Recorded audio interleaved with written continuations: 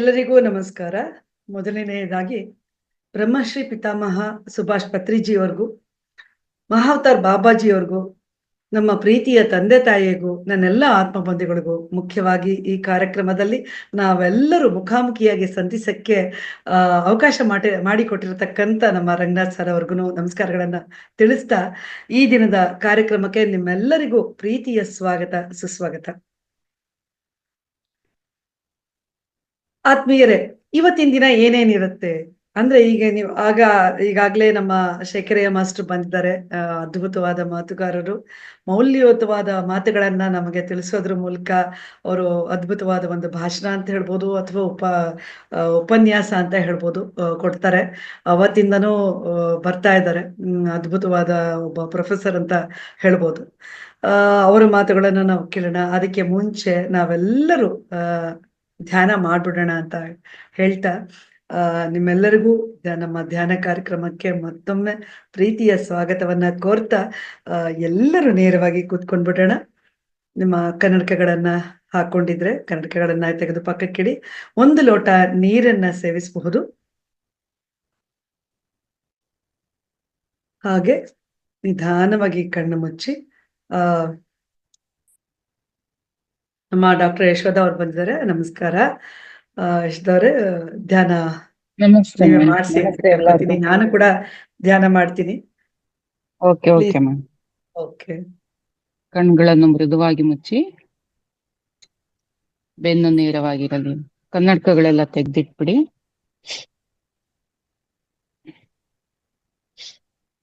ಕೈಗಳು ಕೂಡಿಸ್ಕೊಳ್ಳಿ, ಕೈ ಬೆರಳುಗಳು ಕೂಡಿಸ್ಕೊಳ್ಳಿ, ಪಾದಗಳು ಕ್ರಾಸ್ ಮಾಡ್ಕೊಳ್ಳಿ.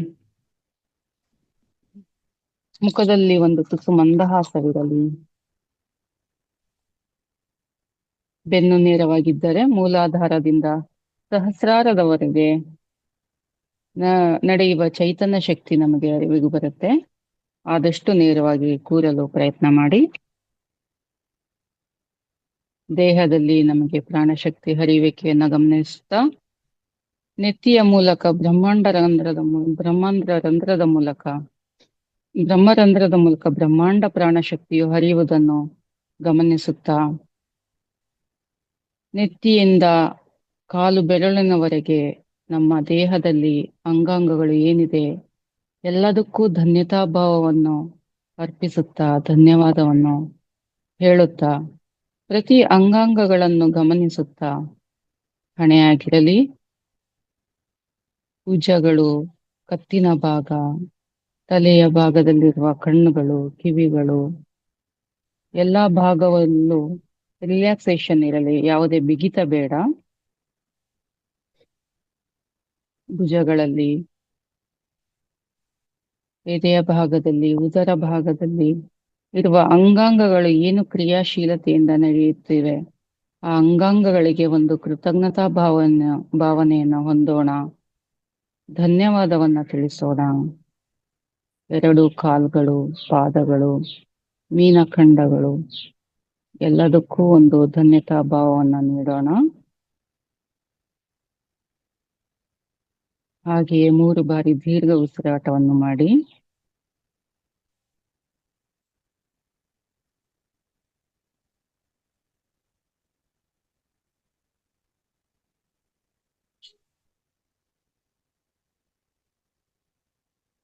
ಮೂರು ಬಾರಿ ದೀರ್ಘ ಉಸಿರಾಟದ ನಂತರ ಆನಾಪಾನಸತಿ ಧ್ಯಾನವನ್ನು ಮಾಡೋಣ.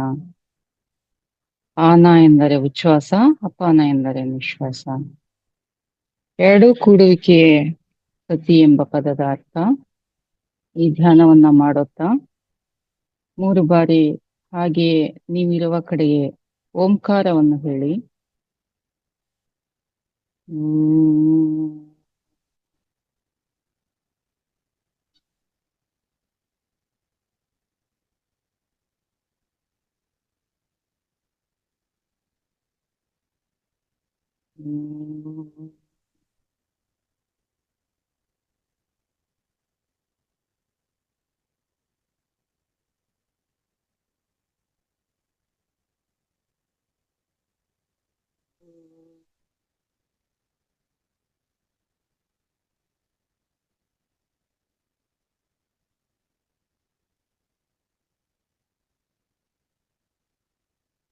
ನಿಧಾನವಾಗಿ ಉಸಿರನ್ನು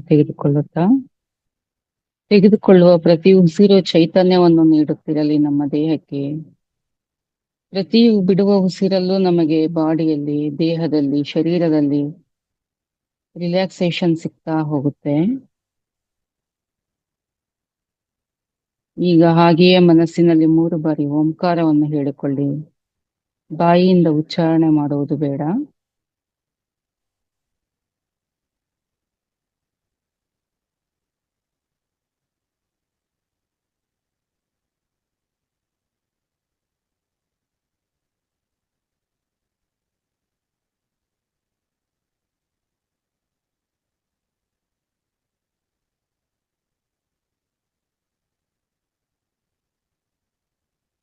ನಂತರ ಸಹಜವಾದ, ಸರಳವಾದ ಉಸಿರಾಟ ಏನಿದೆಯೋ ಅದನ್ನ ಮಾಡುತ್ತಾ, ಯಾವುದೇ ಒತ್ತಡ ಪೂರಿತವಾಗಿ ಉಸಿರಾಟವನ್ನು ತೆಗೆದುಕೊಳ್ಳುವುದು ಬೇಡ.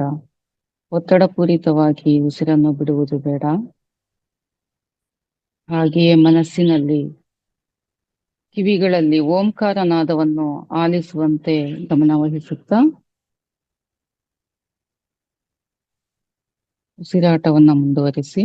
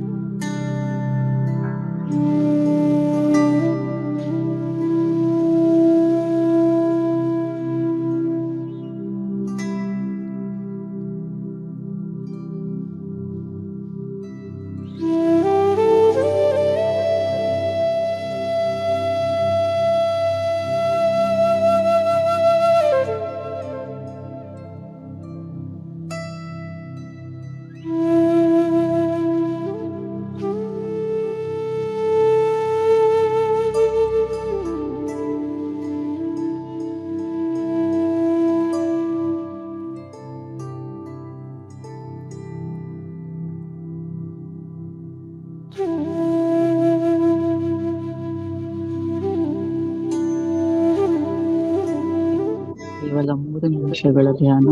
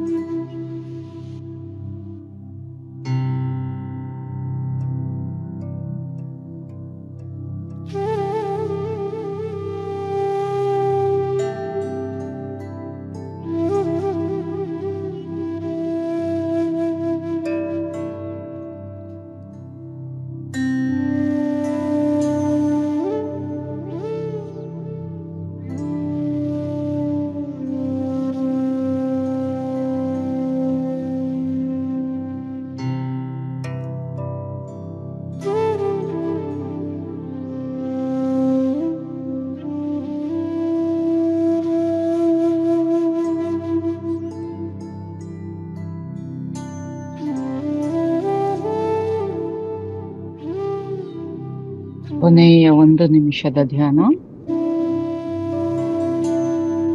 ನಿಧಾನವಾಗಿ ದೇಹ ಸ್ಥಿತಿಗೆ ಬನ್ನಿ.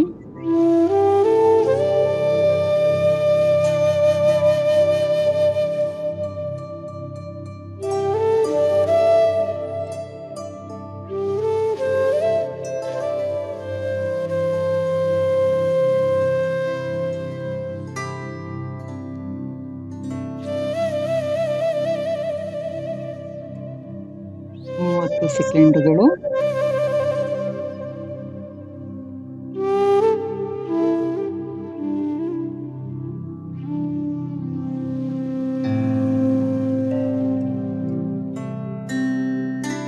ನಿಧಾನವಾಗಿ ದೇಹ ಸ್ಥಿತಿಗೆ ಮರಳುತ್ತಾ 5, 4, 3, 2, 1. ಕೈಗಳಲ್ಲಿನ ಪ್ರಾಣಶಕ್ತಿಯನ್ನು ಕಣ್ಣುಗಳಿಗೆ ತೆಗೆದುಕೊಳ್ಳಿ.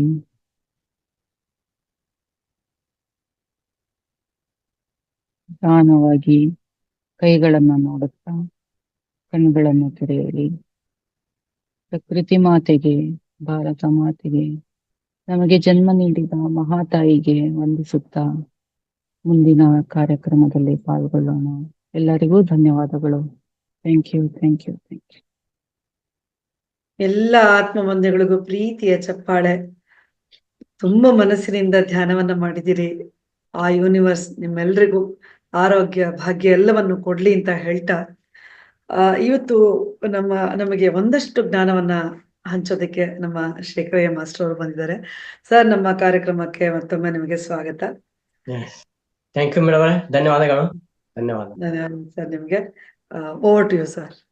ಎಸ್, ಎಲ್ಲ ಧ್ಯಾನ ಬಂಧುಗಳಿಗೆ ವಂದಿಸುತ್ತಾ, ಪ್ರಪ್ರಥಮವಾಗಿ ನಮ್ಮ ನೆಚ್ಚಿನ ಗುರುಗಳಾಗಿರ್ತಕ್ಕಂಥ ಬ್ರಹ್ಮರ್ಷಿ ಪಿತಾಮಹ ಪತ್ರಿಜಿ ಅವರ ದಿವ್ಯ ಚೇತನಕ್ಕೆ ವಂದಿಸುತ್ತಾ, ಸ್ವರ್ಣಮಾಲ ಅಮ್ಮನವರಿಗೆ ವಂದಿಸುತ್ತಾ, ಸದಾ ಧ್ಯಾನ, ಜ್ಞಾನ, ಸಜ್ಜನ ಸಾಂಗತ್ಯವನ್ನು ಒದಗಿಸ್ತಾ ಇರ್ತಕ್ಕಂಥ ಈ ಒಂದು ಮಹಾತಾವರ TV foundation doctor Ranganath sir ವಂದಿಸುತ್ತಾ, ಸದಾ ಚೈತನ್ಯದಿಂದ ನಿರೂಪಣೆಯನ್ನ ಮಾಡ್ತಾ ಇರ್ತಕ್ಕಂಥ ನಮ್ಮ ಮಾಲಿನಿ ಮೇಡಮ್ ಅವರು ಕೂಡ ವಂದಿಸುತ್ತಾ, ಅರ್ಧ ಗಂಟೆವರೆಗೆ ಅದ್ಭುತವಾಗಿ ನಮಗ ಧ್ಯಾನವನ್ನು ನೀಡಿರ್ತಕ್ಕಂಥ ಯಶೋಧ ಮೇಡಮ್ ಅವರು ಕೂಡ ವಂದಿಸುತ್ತಾ,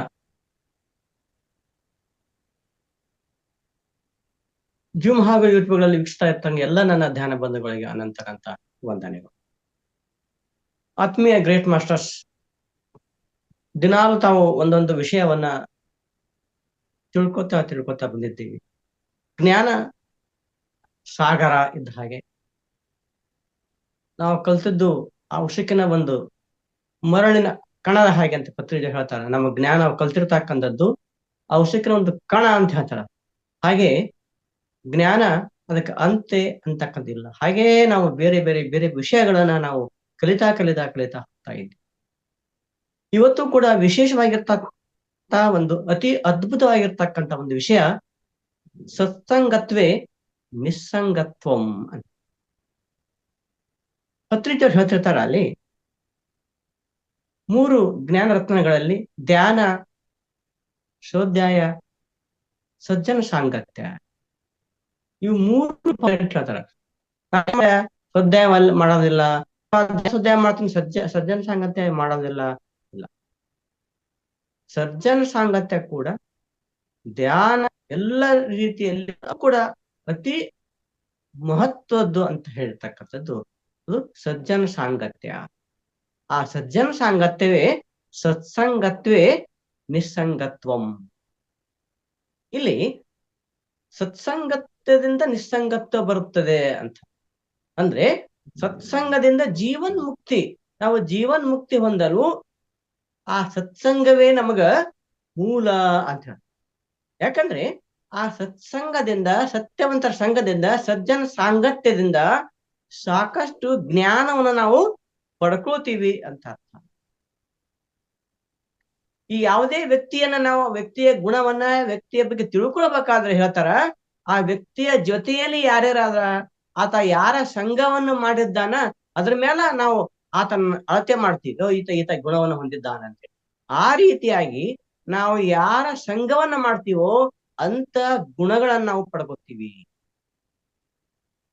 ಒಳ್ಳೆ ಸಂಘ ಮಾಡಿದ್ರೆ ಒಳ್ಳೆಯ ಗುಣಗಳು, ಕೆಟ್ಟವ್ರ ಸಂಘ ಮಾಡಿದ್ರೆ ಕೆಟ್ಟ ಗುಣಗಳು. ನಾವು ಸಾಮಾನ್ಯವಾಗಿ ಯಾರೋ ವ್ಯಕ್ತಿ ಗೊತ್ತಿದ್ರೆ ನಮ್ಮ ಮಕ್ಕಳಿಗೆ ಹೇಳ್ತಿದ್ವಿ, ಅವನ ಜೊತೆ ತಿರುಗಾಡ್ಬೇಡು, ಒಳ್ಳೆಯಲ್ಲ ಮನುಷ್ಯ. ಅಂದ ಅರ್ಥ ಇಲ್ಲಿ ಒಳ್ಳೆಯವರ ಸಂಘ ಮಾಡಿದಾಗ ಒಳ್ಳೆಯ ಗುಣಗಳು ನಮ್ಮಲ್ಲಿ ಬರ್ತಾವ ಅಂತಕ್ಕಂಥದ್ದು. ಅದಕ್ಕಾಗಿ ಆದಿಗುರು ಶಂಕರಾಚಾರ್ಯರು ಹೇಳ್ತಕ್ಕಂಥದ್ದು ಅಲ್ಲಿ ಸಾಧನ ಹಂತಗಳು ಅಂದ್ರೆ ಸತ್ಸಂಗದಿಂದ ನಿಸ್ಸಂಗತ್ವ, ನಿಸ್ಸಂಗತ್ವೇ ನಿರ್ಮೋಹತ್ವ, ನಿರ್ಮೋಹತ್ವೇ ನಿಶ್ಚಲ ತತ್ವ, ನಿಶ್ಚಲ ತತ್ವೇ ಜೀವನ್ ಮುಕ್ತಿ. ಅಂದ್ರೆ ಸತ್ಸಂಗದಿಂದ ನಮ್ಗೆ ನಿಸ್ಸಂಗತ್ವ ಬರ್ತದ, ಅದರಿಂದ ನಿರ್ಮೋಹತ್ವ ಬರ್ತದ, ಅದರಿಂದ ನಿಶ್ಚಲತತ್ವ ಬರ್ತದ, ಅದರಿಂದಲೇ ನಮ್ಗ ಜೀವನ್ ಮುಕ್ತಿ ಆತದ. ನಾವು ಜೀವನದಲ್ಲಿ ಮುಕ್ತಿಯನ್ನ ಪಡ್ಕೊಳ್ಬೇಕಾದ್ರೆ ಸಜ್ಜನರ ಸಂಘ ಅಂತಕ್ಕಂಥದ್ದು, ಸತ್ಸಂಗ ಅಂತಕ್ಕಂಥದ್ದು ಬಹಳ ಮುಖ್ಯ. ಇಲ್ಲಿ ಸತ್ಯವಂತರ ಸಂಘದಿಂದ ಜೀವನ್ ಮುಕ್ತಿಯನ್ನು ನಾವು ಸರಳವಾಗಿ ಪಡ್ಕೋತೀವಂತ ತಿಳಿದುಕೋತಕ್ಕಂಥದ್ದೇ ಸತ್ಸಂಗತ್ವೇ ನಿಸ್ಸಂಗತ್ವ. ಅದಕ್ಕಾಗಿ ಹೇಳ್ತಾರ ನೋಡ್ರಿ, ಸಾಧರು, ಶರಣರು, ದಾಸರು ಹೇಳ್ತಾರ, ಸತ್ಯವಂತರ ಸಂಘವಿರಲು ತೀರ್ಥವೇತಗೆ, ನಿತ್ಯ ಜ್ಞಾನಿಯಾದ ಮೇಲೆ ಚಿಂತೆಯೇತಗೆ. ಸತ್ಯವಂತರ ಸಂಘ ಇದ್ದಾಗ ತೀರ್ಥ ಏಕೆ ಬೇಕಂತ ಹೇಳಿದ್ರ. ಆ ರೀತಿಯಾಗಿ ಇಲ್ಲಿ ಸತ್ಸಂಗವನ್ನು ಪ್ರಾರಂಭಿಸಿದ್ರೆ ಸಾಕು, ನಾವು ಸತ್ಯವಂತರ ಸಂಘದಲ್ಲಿ ಹೋದ್ರೆ ಸಾಕು, ನಮ್ಗೆ ತಿಳಿಯದೆ ನಮ್ಮ ಚಿತ್ತ ಶುದ್ಧಿ ಆಗ್ತದ. ಆ ಶುದ್ಧಿ ಮೂಲಕ ನಾವು ಜೀವನ ಮುಕ್ತ ಪಡ್ಕೋತೀವಿ. ಆ ಜೀವನ ಮುಕ್ತಿಗೆ ಚಿತ್ತ ಶುದ್ಧಿ ಬಹಳ ಇಂಪಾರ್ಟೆಂಟ್. ಚಿತ್ತ ಶುದ್ಧಿ ಅಂತ ಹೇಳಿದವ್ರು ನೋಡಿ, ನಾವು ಧ್ಯಾನ ಮಾಡ್ತೀವಿ, ಚಿತ್ತ ಶುದ್ಧಿ ಪಡ್ಕೊಂಡೇವೆ. ಅರ್ಧ ಗಂಟೆ ಧ್ಯಾನದಲ್ಲಿ ನಾವು ಎಲ್ಲಿ ಹೋಗಿದ್ದೇವೆ ಗೊತ್ತಾಗ್ಲಿಲ್ಲ. ಆ ಮೇಡಮ್ ಅವರು ಆ ಒಂದು ಸಂಗೀತದಲ್ಲಿ ನಾವು ಯಾವ ಲೋಕಕ್ಕೆ ಹೋಗಿದ್ದೇವೆ ನಮ್ಗೆ ಗೊತ್ತಿರ್ಲಿಲ್ಲ. ನಮ್ಮ ಮನಸ್ಸು ಶಾಂತವಾಗಿ, ಅದು ಯೋಚನಾ ರಹಿತವಾಗಿದ್ದೆ ನಾವು. ಅಂದ್ರೆ ನಮ್ಮ ಚಿತ್ತ ಶುದ್ಧಿ ಆಗ್ತಾ ಹೋಯ್ತು. ಅದಕ್ಕಾಗಿ ಸತ್ಯವಂತ ಸಂಘ ಅಂತಕ್ಕಂಥದ್ದು ಬಹಳ ಮುಖ್ಯ. ಇನ್ನು ಸತ್ಯವಂತ ಅಂದ್ರೆ ಯಾರು? ಸತ್ಯವಂತ ಸಂಘ ಅಂದ್ರೆ ಸತ್ಸಂಗ ಅಂದ್ರೆ ಯಾರು? ಸತ್ಸಂಗ ಅಂದ್ರೆ ಏನು? ಅದಕ್ಕ ಸತ್ಸಂಗ ಅಂದ್ರೆ ಸಾಧು ಸಜ್ಜನರ ಸಹವಾಸ ಅಂತ ಹೇಳಿ. ಸಾಧು ಸಜ್ಜನರು ಅಂದ್ರೆ ಆತ್ಮಜ್ಞಾನವನ್ನು ಹೊಂದಿರ್ತಕ್ಕಂಥವ್ರು. ಪರಮಾತ್ಮನ ಸದಾ ಅವರು ಪರಮಾತ್ಮನ ಧ್ಯಾನ, ಚಿಂತನೆ, ಶ್ರವಣ, ಪೂಜಾ ಇವೆಲ್ಲವುಗಳನ್ನ ಸಹಾಯ ಮಾಡ್ತಕ್ಕಂಥ ವ್ಯಕ್ತಿಗಳೇ ಸಜ್ಜನರು ಅಂತ ಕರೀತಾರೆ ನಾವು. ಅಂತ ಸಜ್ಜನರ ಸಂಘವನ್ನು ಹೊಂದಿದಾಗ ನಮ್ಗೆ ಏನಾಗ್ತಂದ್ರೆ ನಿಸ್ಸಂಗತ್ವ ಅಂತಕ್ಕಂಥದ್ದು ಬರ್ತದ. ಒಳ್ಳೆಯವರ ಸಂಘ ಮಾಡ್ತಾ ನಾವು ಕೆಟ್ಟವ್ರ ದೂರ ಆಗ್ತಾ ಹೋಗ್ತಾರೆ. ಅವ್ರು ಯಾವಾಗ ನಾವು ಧ್ಯಾನಕ್ಕೆ ಬಂದಿವೋ, ಯಾರ್ಯಾರು ಕೆಟ್ಟ ವ್ಯಕ್ತಿಗಳು ಅವರೆಲ್ಲರೂ ಆಟೋಮೆಟಿಕ್ ದೂರ ಆಗಿದ್ದಾರೆ. ಅವ್ರ ಫೋನ್ ಕಾಲಗಳೇ ಇಲ್ಲ ನಮ್ಗೆ, ಅವ್ರ ಫೋನೇ ಮಾಡ್ತಾ ಇಲ್ಲ ನಾವು. ನಮ್ಮ ಗ್ರೂಪ್ಗಳೇ ಬೇರೆ ಆಗಿದ್ದಾವೆ. ಈಗ ನಮ್ಮ ಧ್ಯಾನಿಗಳ ಗ್ರೂಪೇ, ನಮ್ಮ ಮೊಬೈಲ್ ತೆರೆದು ನೋಡಿದ್ರೆ ಧ್ಯಾನಿಗಳ ಗ್ರೂಪೇ ಆದ ನಮ್ಮಲ್ಲಿ. ಬೇರೆ ಇವ್ರ ಗ್ರೂಪ್ಗಳು ಇಲ್ಲ. ಯಾರ್ಯಾರ ಜೊತೆ ಮಾತಾಡಿದ್ರೆ ಹರಟೆ ಹೊಡಿತಕ್ಕಂಥವ್ರು, ಸುಮ್ಮನೆ ತಿರುಗಾಡ್ತಕ್ಕಂಥವ್ರು, ಮೋಜು ಮಸ್ತಿ ಮಾಡ್ತಕ್ಕಂಥವ್ರು, ಅಲ್ಲಿ ಹೋಗೋಣ ಇಲ್ಲಿ ಹೋಗೋಣ, ಸಮಯವನ್ನ ವೇಸ್ಟ್ ಕಳಿತಕ್ಕಂತ ಜನರ ಸಂಘ ತಂತಾನೆ ಅದು ದೂರ ಆಗ್ತದ. ಅಂದ್ರೆ ಸತ್ಯವಂತ ಸಂಘ ಮಾಡಿದಾಗ ಅದು ನಿಸ್ಸಂಗತ್ವ ಅಂತಕ್ಕಂಥದ್ದು ದೂರ ಆಗ್ತದ. ಯಾವುದರ ನಿಸ್ಸಂಗತ್ವ ಅಂದ್ರೆ ಆ ಕೆಟ್ಟ ವಿಚಾರಗಳು, ಕೆಟ್ಟ ಮಾತುಗಳು, ಕೆಟ್ಟ ನಡವಳಿಕೆಗಳು ಅವೆಲ್ಲವುಗಳು ನಮ್ಗ ದೂರ ಆಗ್ತಾವ. ಅವೆಲ್ಲವೂ ದೂರ ಆಗ್ತಾವ. ಆಟೋಮೆಟಿಕ್ ನಮ್ಮಲ್ಲಿ ಏನಾಗ್ತಂತಂದ್ರೆ ಆ ಸಜ್ಜನ ಸಂಘದಿಂದ ನಮ್ಮಲ್ಲಿ ಮೈತ್ರಿ ಭಾವ ಅಂತಕ್ಕಂಥದ್ದು, ಪ್ರೇಮ ಭಾವನೆ ಅಂತಕ್ಕಂಥ ನಮ್ಮಲ್ಲಿ ಬರ್ತದ. ಮತ್ತೊಮ್ಮೆಲೆ ಎಲ್ಲವನ್ನ ಎಕ್ಸೆಪ್ಟ್ ಮಾಡ್ತಕ್ಕಂಥ ಭಾವನೆ ಬರ್ತದ. ತಾಳ್ಮೆ, ಸಹನೆ ಅಂತಕ್ಕಂಥ ಭಾವನೆ ನಮ್ಮಲ್ಲಿ ಬರ್ತಾ ಹೋಗ್ತದ. ಅದಕ್ಕೆ ಹೇಳ್ತಾರೆ, ಜೈಸ ಸಂಘ ವೈಸ ರಂಗ್ ಅಂತ ಹೇಳ್ತೀವಿ. ಎಂತರ ಸಂಘ ಮಾಡ್ತೇವೋ ಅಂತ ರಂಗ ಬರ್ತದ, ಅಂತ ಒಂದು ಬಣ್ಣ ಬರ್ತದ ಅಂತ ಅರ್ಥ. ಆ ರೀತಿಯಾಗಿ ನಾವು ಒಳ್ಳೆಯವರ ಸಹವಾಸ ಮಾಡಿದಾಗ ಒಳ್ಳೆಯ ವಿಚಾರಗಳು ನಮ್ಮಲ್ಲಿ ಬರ್ತಾವ. ಪ್ರೀತಿ ಪ್ರೇಮದಿಂದ ನಾವು ನಡ್ಕೊಳಕ ಸಾಧ್ಯ ಆಗ್ತದ. ಯಾವಾಗ ನಿಸ್ಸಂಗತ್ವ ನಮ್ಮಲ್ಲಿ ಬರ್ತದೋ, ನಿಸ್ಸಂಗತ್ವ ಯಾವಾಗ ಬರ್ತದೋ ನಿರ್ಮೋಹತ್ವ ಬಂದು ಬಿಡ್ತದ.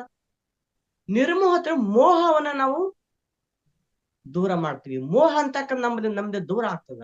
ಈ ಅರಿಷಡ್ ವರ್ಗಗಳು ಕಾಮ, ಕ್ರೋಧ, ಮೋಹ, ಲೋಭ, ಮದ, ಮತ್ಸರಗಳನ್ನ ನಾವು ಸರಳವಾಗಿ ನಾವು ದೂರ ಆಗ್ತೀವಿ. ಇಷ್ಟು ನಮಗ ಅವು ದೂರ ಆಗ್ತಾ ಹೋಗ್ತಾವ. ನಾವು ಆತ್ಮ ವಸ್ತುಗಳಲ್ಲಿ ನಾವು ಬೆರಿತೀವಿ, ಅನಾತ್ಮ ವಸ್ತುಗಳಲ್ಲಿ ನಾವು ದೂರ ಆಗ್ತೀವಿ. ನೋಡಿ, ಆತ್ಮ ವಸ್ತುಗಳು, ಅನಾತ್ಮ ವಸ್ತುಗಳು.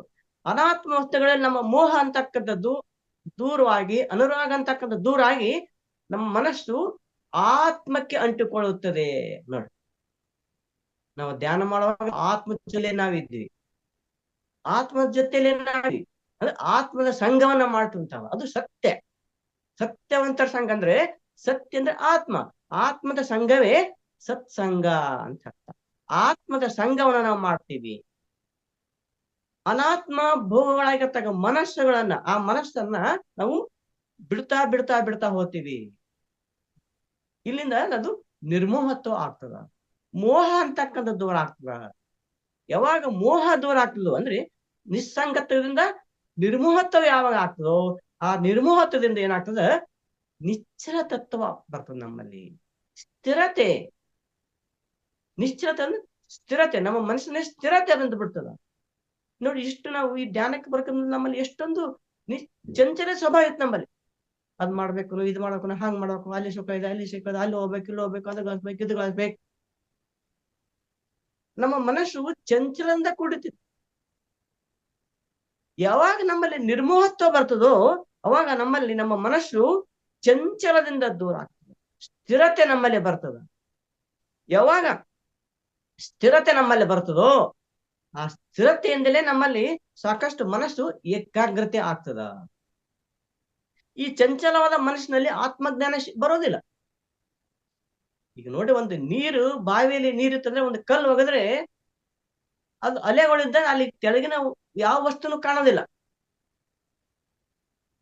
ಅದೇ ಅದು ನೀರು ಶಾಂತ ಆಯ್ತಂದಾಗ ಆ ನೀರು ಕೆಳಗಿನ ವಸ್ತು ನಮಗ್ ಕಾಣ್ತದ. ಅದಕ್ಕೆ ಒಂದ್ಸರಿ ಬುದ್ಧ ಭಗವಾನರು ತಮ್ಮ ಶಿಷ್ಯ ಆನಂದನಿಗೆ ನೀರ್ ತರ್ಲಿಕ್ಕೆ ಕಳಿಸ್ತಾರೆ. ನೀರ್ ತರ್ಲಿಕ್ಕೆ ಕಳಿಸಿದಾಗ ಅಲ್ಲಿ ಆ ಹೊಂಡ ಹೊಂಡದ, ಬಾಳ ಗಲೀಜದ, ಅಲ್ಲಿ ಬಾಳ ಮಣ್ಣದ ನೀರ್ ಅಂತ ತಿಳ್ಕೊಂಡು ವಾಪಸ್ ಬಂದಿರ್ತಾರೆ. ಸೊ ಇವ್ರಂತಾರ ಬುದ್ಧ ಮತ್ತೆ ಅಲ್ಲೇ ತಗೊಂಡ್ ಬಾ ಅಂತ. ಅಲ್ಲೇ ಹೋಗಿ ಬಾ, ಇನ್ನೂ ನೀರಿದೆ, ಇನ್ನೂ ಅಲ್ಲೇ ಹೋಗಿ ಬಾ ಅಂತಂದ್ರೆ ಕಾಯ್ಬೇಕು. ಕಾಯ್ದು ಯಾವಾಗ ನೀರಿನ ಎಲ್ಲ ಕಣಗಳು ಕೆಳಗೆ ಬರ್ತಾವೋ ಅವಾಗ ನೀರು ಶುದ್ಧ ಆಗ್ತದ. ಅಂತ ನೀರನ್ನ ಆತ ತಗೊಂಡು ಬರ್ತಾನ ಅರ್ಥ. ಇಲ್ಲಿ ತಾಳ್ಮೆ ಅಂತಕ್ಕಂಥ ನಮ್ಮಲ್ಲಿ ಬರ್ತದ, ಚಂಚಲ ಅಂತಕ್ಕಂಥ ನಮ್ಮಲ್ಲಿ ದೂರ ಆಗ್ತದ. ಮೋಹ, ಅಹಂಕಾರಗಳು, ಮಮಕಾರಗಳಿಂದ ಮನಸ್ಸು ಶುದ್ಧವಾಗ್ತದೆ. ಯಾವಾಗ ನೀರು ಕಲ್ಮಶದಿಂದ ದೂರ ಆದಾಗ ಹೆಂಗ ತಿಳಿಯಾದ ನೀರು ಆಗ್ತದೋ ಅದೇ ತರ ಮನಸ್ಸು ಕೂಡ ಈ ಮೋಹ, ಅಹಂಕಾರಗಳಿಂದ, ಮಮಕಾರಗಳಿಂದ ಶುದ್ಧ ಆದಾಗ ಮನಸ್ಸು ಚಿತ್ತ ಶುದ್ಧಿ ಆಗ್ತದ. ಆ ಸ್ಥಿರ ಮನಸ್ಸಿನಲ್ಲಿ ಆತ್ಮ ದರ್ಶನ ಆಗ್ತದ. ಯಾವ ತಿಳಿಯಾದ ನೀರಿನಲ್ಲಿ ಕೆಳಗಿನ ವಸ್ತುಗಳು ಯಾವ ಎಲ್ಲ ನಮ್ಗೆ ಕಾಣ್ತಾ ಹೋಗ್ತಾವೋ ಆ ರೀತಿಯಾಗಿ ಅಂತ ಒಂದು ಸ್ಥಿರ ಮನಸ್ಸಿನಲ್ಲಿ ನಮ್ಗ ಆತ್ಮ ದರ್ಶನ ಆಗ್ತದ.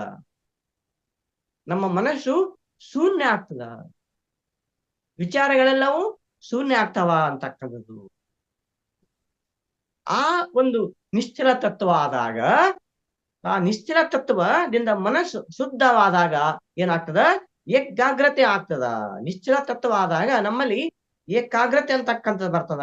ಯಾವಾಗ ನಮ್ಮಲ್ಲಿ ಏಕಾಗ್ರತೆ ಬಂತು, ಯಾವಾಗ ನಮ್ಮ ಮನಸ್ಸು ಆತ್ಮದ ಕಡೆಗೆ ಹೋಗ್ತದೋ, ಯಾವಾಗ ಆತ್ಮ ಜೊತೆಯಲ್ಲೇ ಇರ್ಲಕ್ ಪ್ರಾರಂಭ ಆಗ್ತದೋ ಅವಾಗ ನಮ್ಮಲ್ಲಿ ಜೀವನ್ ಮುಕ್ತಿ ಅಂತಕ್ಕಂಥ ನಮ್ಗ ಸಿಗ್ತದ. ಶಂಕರಾಚಾರ್ಯ ಹೇಳ್ತಕ್ಕಂಥದ್ದಿದೆ. ಅಂದ್ರೆ ಸತ್ಸಂಗದಿಂದ ಜೀವನ್ ಮುಕ್ತಿ. ಹೀಗೆ ಸತ್ಸಂಗದಿಂದ ಕ್ರಮವಾಗಿ ನಾವು ಮುಕ್ತಿಯನ್ನ ಪಡ್ಕೋತೀವಿ. ಕಾರಣ ಪ್ರತಿ ಸಾಧಕರು ಸತ್ಸಂಗವನ್ನ ಮಾಡ್ಲೇಬೇಕು ಅಂತಕ್ಕಂಥದ್ದು ಪತ್ರಿಜಿಯವರು ಕೂಡ ಹೇಳಿದಾರ, ಒಬ್ಬರು ಕೂಡ ಅಲ್ಲಿ ಹೇಳಿರ್ತಕ್ಕಂಥ. ಒಂದು ಹಾಲು ನೋಡ್ರಿ, ಹಾಲು ಹಾಗೆ ಇಟ್ಟಿವಂದದು ಒಂದಿನ 2 ದಿನ ಕೆಟ್ಟು ಬಿಡ್ತದೆ ಹಾಲು. ಅದೇ ಹಾಲು ಒಂದು ಬೆಂಕಿಯ ಸಂಘ ಮಾಡಿದಾಗ ಆ ಬೆಂಕಿಯಿಂದ ಹಾಲು ಶುದ್ಧವಾಗ್ತದೆ. ಅಲ್ಲಿರ್ತಕ್ಕ ಎಲ್ಲ ನೀರಿನಂಶ ಹೋಗಿಬಿಡ್ತದ.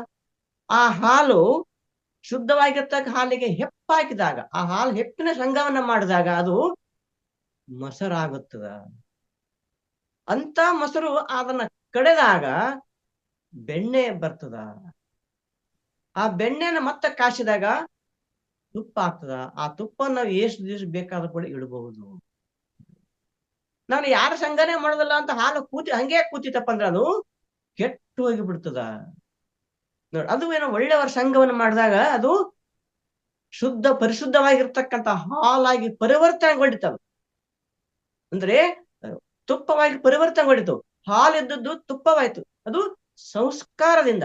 ಅದೇ ರೀತಿ ನಮ್ಮ ದೇಹವೇ ನಾವೆಂದು ಏನ್ ನಾವು ತಿಳ್ಕೊಂಡಿರ್ತೀವೋ, ಈ ಸಂಸ್ಕಾರದಿಂದ ನಾವು ಆತ್ಮ ದರ್ಶನವನ್ನ ಪಡ್ತೀವಿ. ಆ ಪತ್ರಿಜರು ಕೊಟ್ಟಿರ್ತಕ್ಕಂಥ ಒಂದು ಸರಳ ಸೂತ್ರ. ಈ ಆನಾಪಾನ ಸತಿ ಧ್ಯಾನದಿಂದ ನಾವು ಆತ್ಮ ದರ್ಶನವನ್ನ ಪಡ್ಕೋತೀವಿ. ದೇಹ ಸ್ಥಿತಿಯಿಂದ ನಾವು ಆತ್ಮಸ್ಥಿತಿಗೆ ಹೋಗ್ತೀವಿ. ಅಸತ್ಯದಿಂದ ಸತ್ಯದೆಡೆಗೆ ನಾವು ಹೋಗ್ತೀವಿ. ಅನಿತ್ಯದಿಂದ ನಿತ್ಯದೆಡೆಗೆ ನಾವು ಹೋಗ್ತೀವಿ. ಇದು ಸಜ್ಜನ ಸಾಂಗತ್ಯ, ಇದು ಸತ್ಸಂಗ. ಸತ್ಸಂಗದಿಂದ ಜೀವನ ಮುಕ್ತಿ ಅಂತಕ್ಕಂಥ ನಾವು ತಿಳ್ಕೋಬೇಕು. ಪತ್ರಿಜಿಯವರು ಕೂಡ ಹೇಳಿದ್ದಾರೆ ಅಲ್ಲಿ ಸಜ್ಜನ ಸಾಂಗತ್ಯವನ್ನು ಸಾಕಷ್ಟು ಅವ್ರು ಬಿಡಿಸಿದ್ದಾರೆ. ಹೇಳ್ತಾರ, ಸಜ್ಜನ ಸಂಗತ್ಯ ಎಂದರೆ ಸತ್ಯವನ್ನು ತಿಳಿದುಕೊಂಡಿರ್ತಕ್ಕಂಥ ಮಾಸ್ಟರರ ಜೊತೆ ಸಾಂಗತ್ಯ. ನಮ್ಮಲ್ಲಿ ಎಲ್ಲ PSS ಮಾಸ್ಟರ್ಗಳು ಎಲ್ಲವನ್ನು ಸತ್ಯವನ್ನು ತಿಳಿದುಕೊಂಡಿರ್ತಕ್ಕಂಥವ್ರು, ಇಂಥವ್ರ ಸಂಘ ಮಾಡ್ತಕ್ಕಂಥದ್ದೇ ಸಜ್ಜನ ಸಾಂಗತ್ಯ ಅಂತ ಹೇಳು. ಸತ್ಯವನ್ನು ಇಳುವವರೇ ಸಜ್ಜನರು. ಅವ್ರು ಹೇಗೆ ಸತ್ಯವನ್ನು ತಿಳ್ಕೊಂಡಿರ್ತಾರ? ನಿರಂತರ ಧ್ಯಾನದಿಂದ. ಆ ಒಂದು ಸಜ್ಜನರು ಮಾಸ್ಟರ್ಸ್ ನಿರಂತರವಾದ ಧ್ಯಾನದಿಂದ ತಮ್ಮ ಒಂದು ಶಕ್ತಿಯಿಂದ ಮೂರನೇ ಕಣ್ಣು ತೆರೆದುಕೊಂಡಿರ್ತಕ್ಕಂಥರಾಗಿರಬಹುದು, ಇತರ ಲೋಕಗಳನ್ನು ದರ್ಶನ ಮಾಡಿಕೊಂಡಿರ್ತಕ್ಕಂಥರಾಗಿರಬಹುದು, ತಮ್ಮ ಜನ್ಮ ಪರಂಪರೆಯನ್ನು ತಿಳಿದುಕೊಂಡಿರಾಗಿರಬಹುದು, ಕರ್ಮ ಪರಂಪರೆಯನ್ನು ತಿಳಿದುಕೊಂಡಿರ್ತಕ್ಕಂಥರಾಗಿರಬಹುದು, ಜ್ಞಾನವನ್ನು ಹೊಂದಿರತಕ್ಕಂಥವರೇ ಸಜ್ಜನರು ಅಂತ ಹೇಳಿದರು. ಜ್ಞಾನವನ್ನು ಹೊಂದಿರತಕ್ಕಂಥವ್ರು ನಿರಂತರ ಅನ್ನೋದಕ್ಕೆ ಹೇಳಿದ್ರು ನೋಡು. ಧ್ಯಾನದಿಂದ ಜ್ಞಾನದಿಂದ ಮುಕ್ತಿ. ಯಾವಾಗ ನಾವು ನಿರಂತರ ಧ್ಯಾನ ಮಾಡ್ತೇವೋ ನಮ್ಮಲ್ಲಿ ಜ್ಞಾನ ಬರ್ತದ.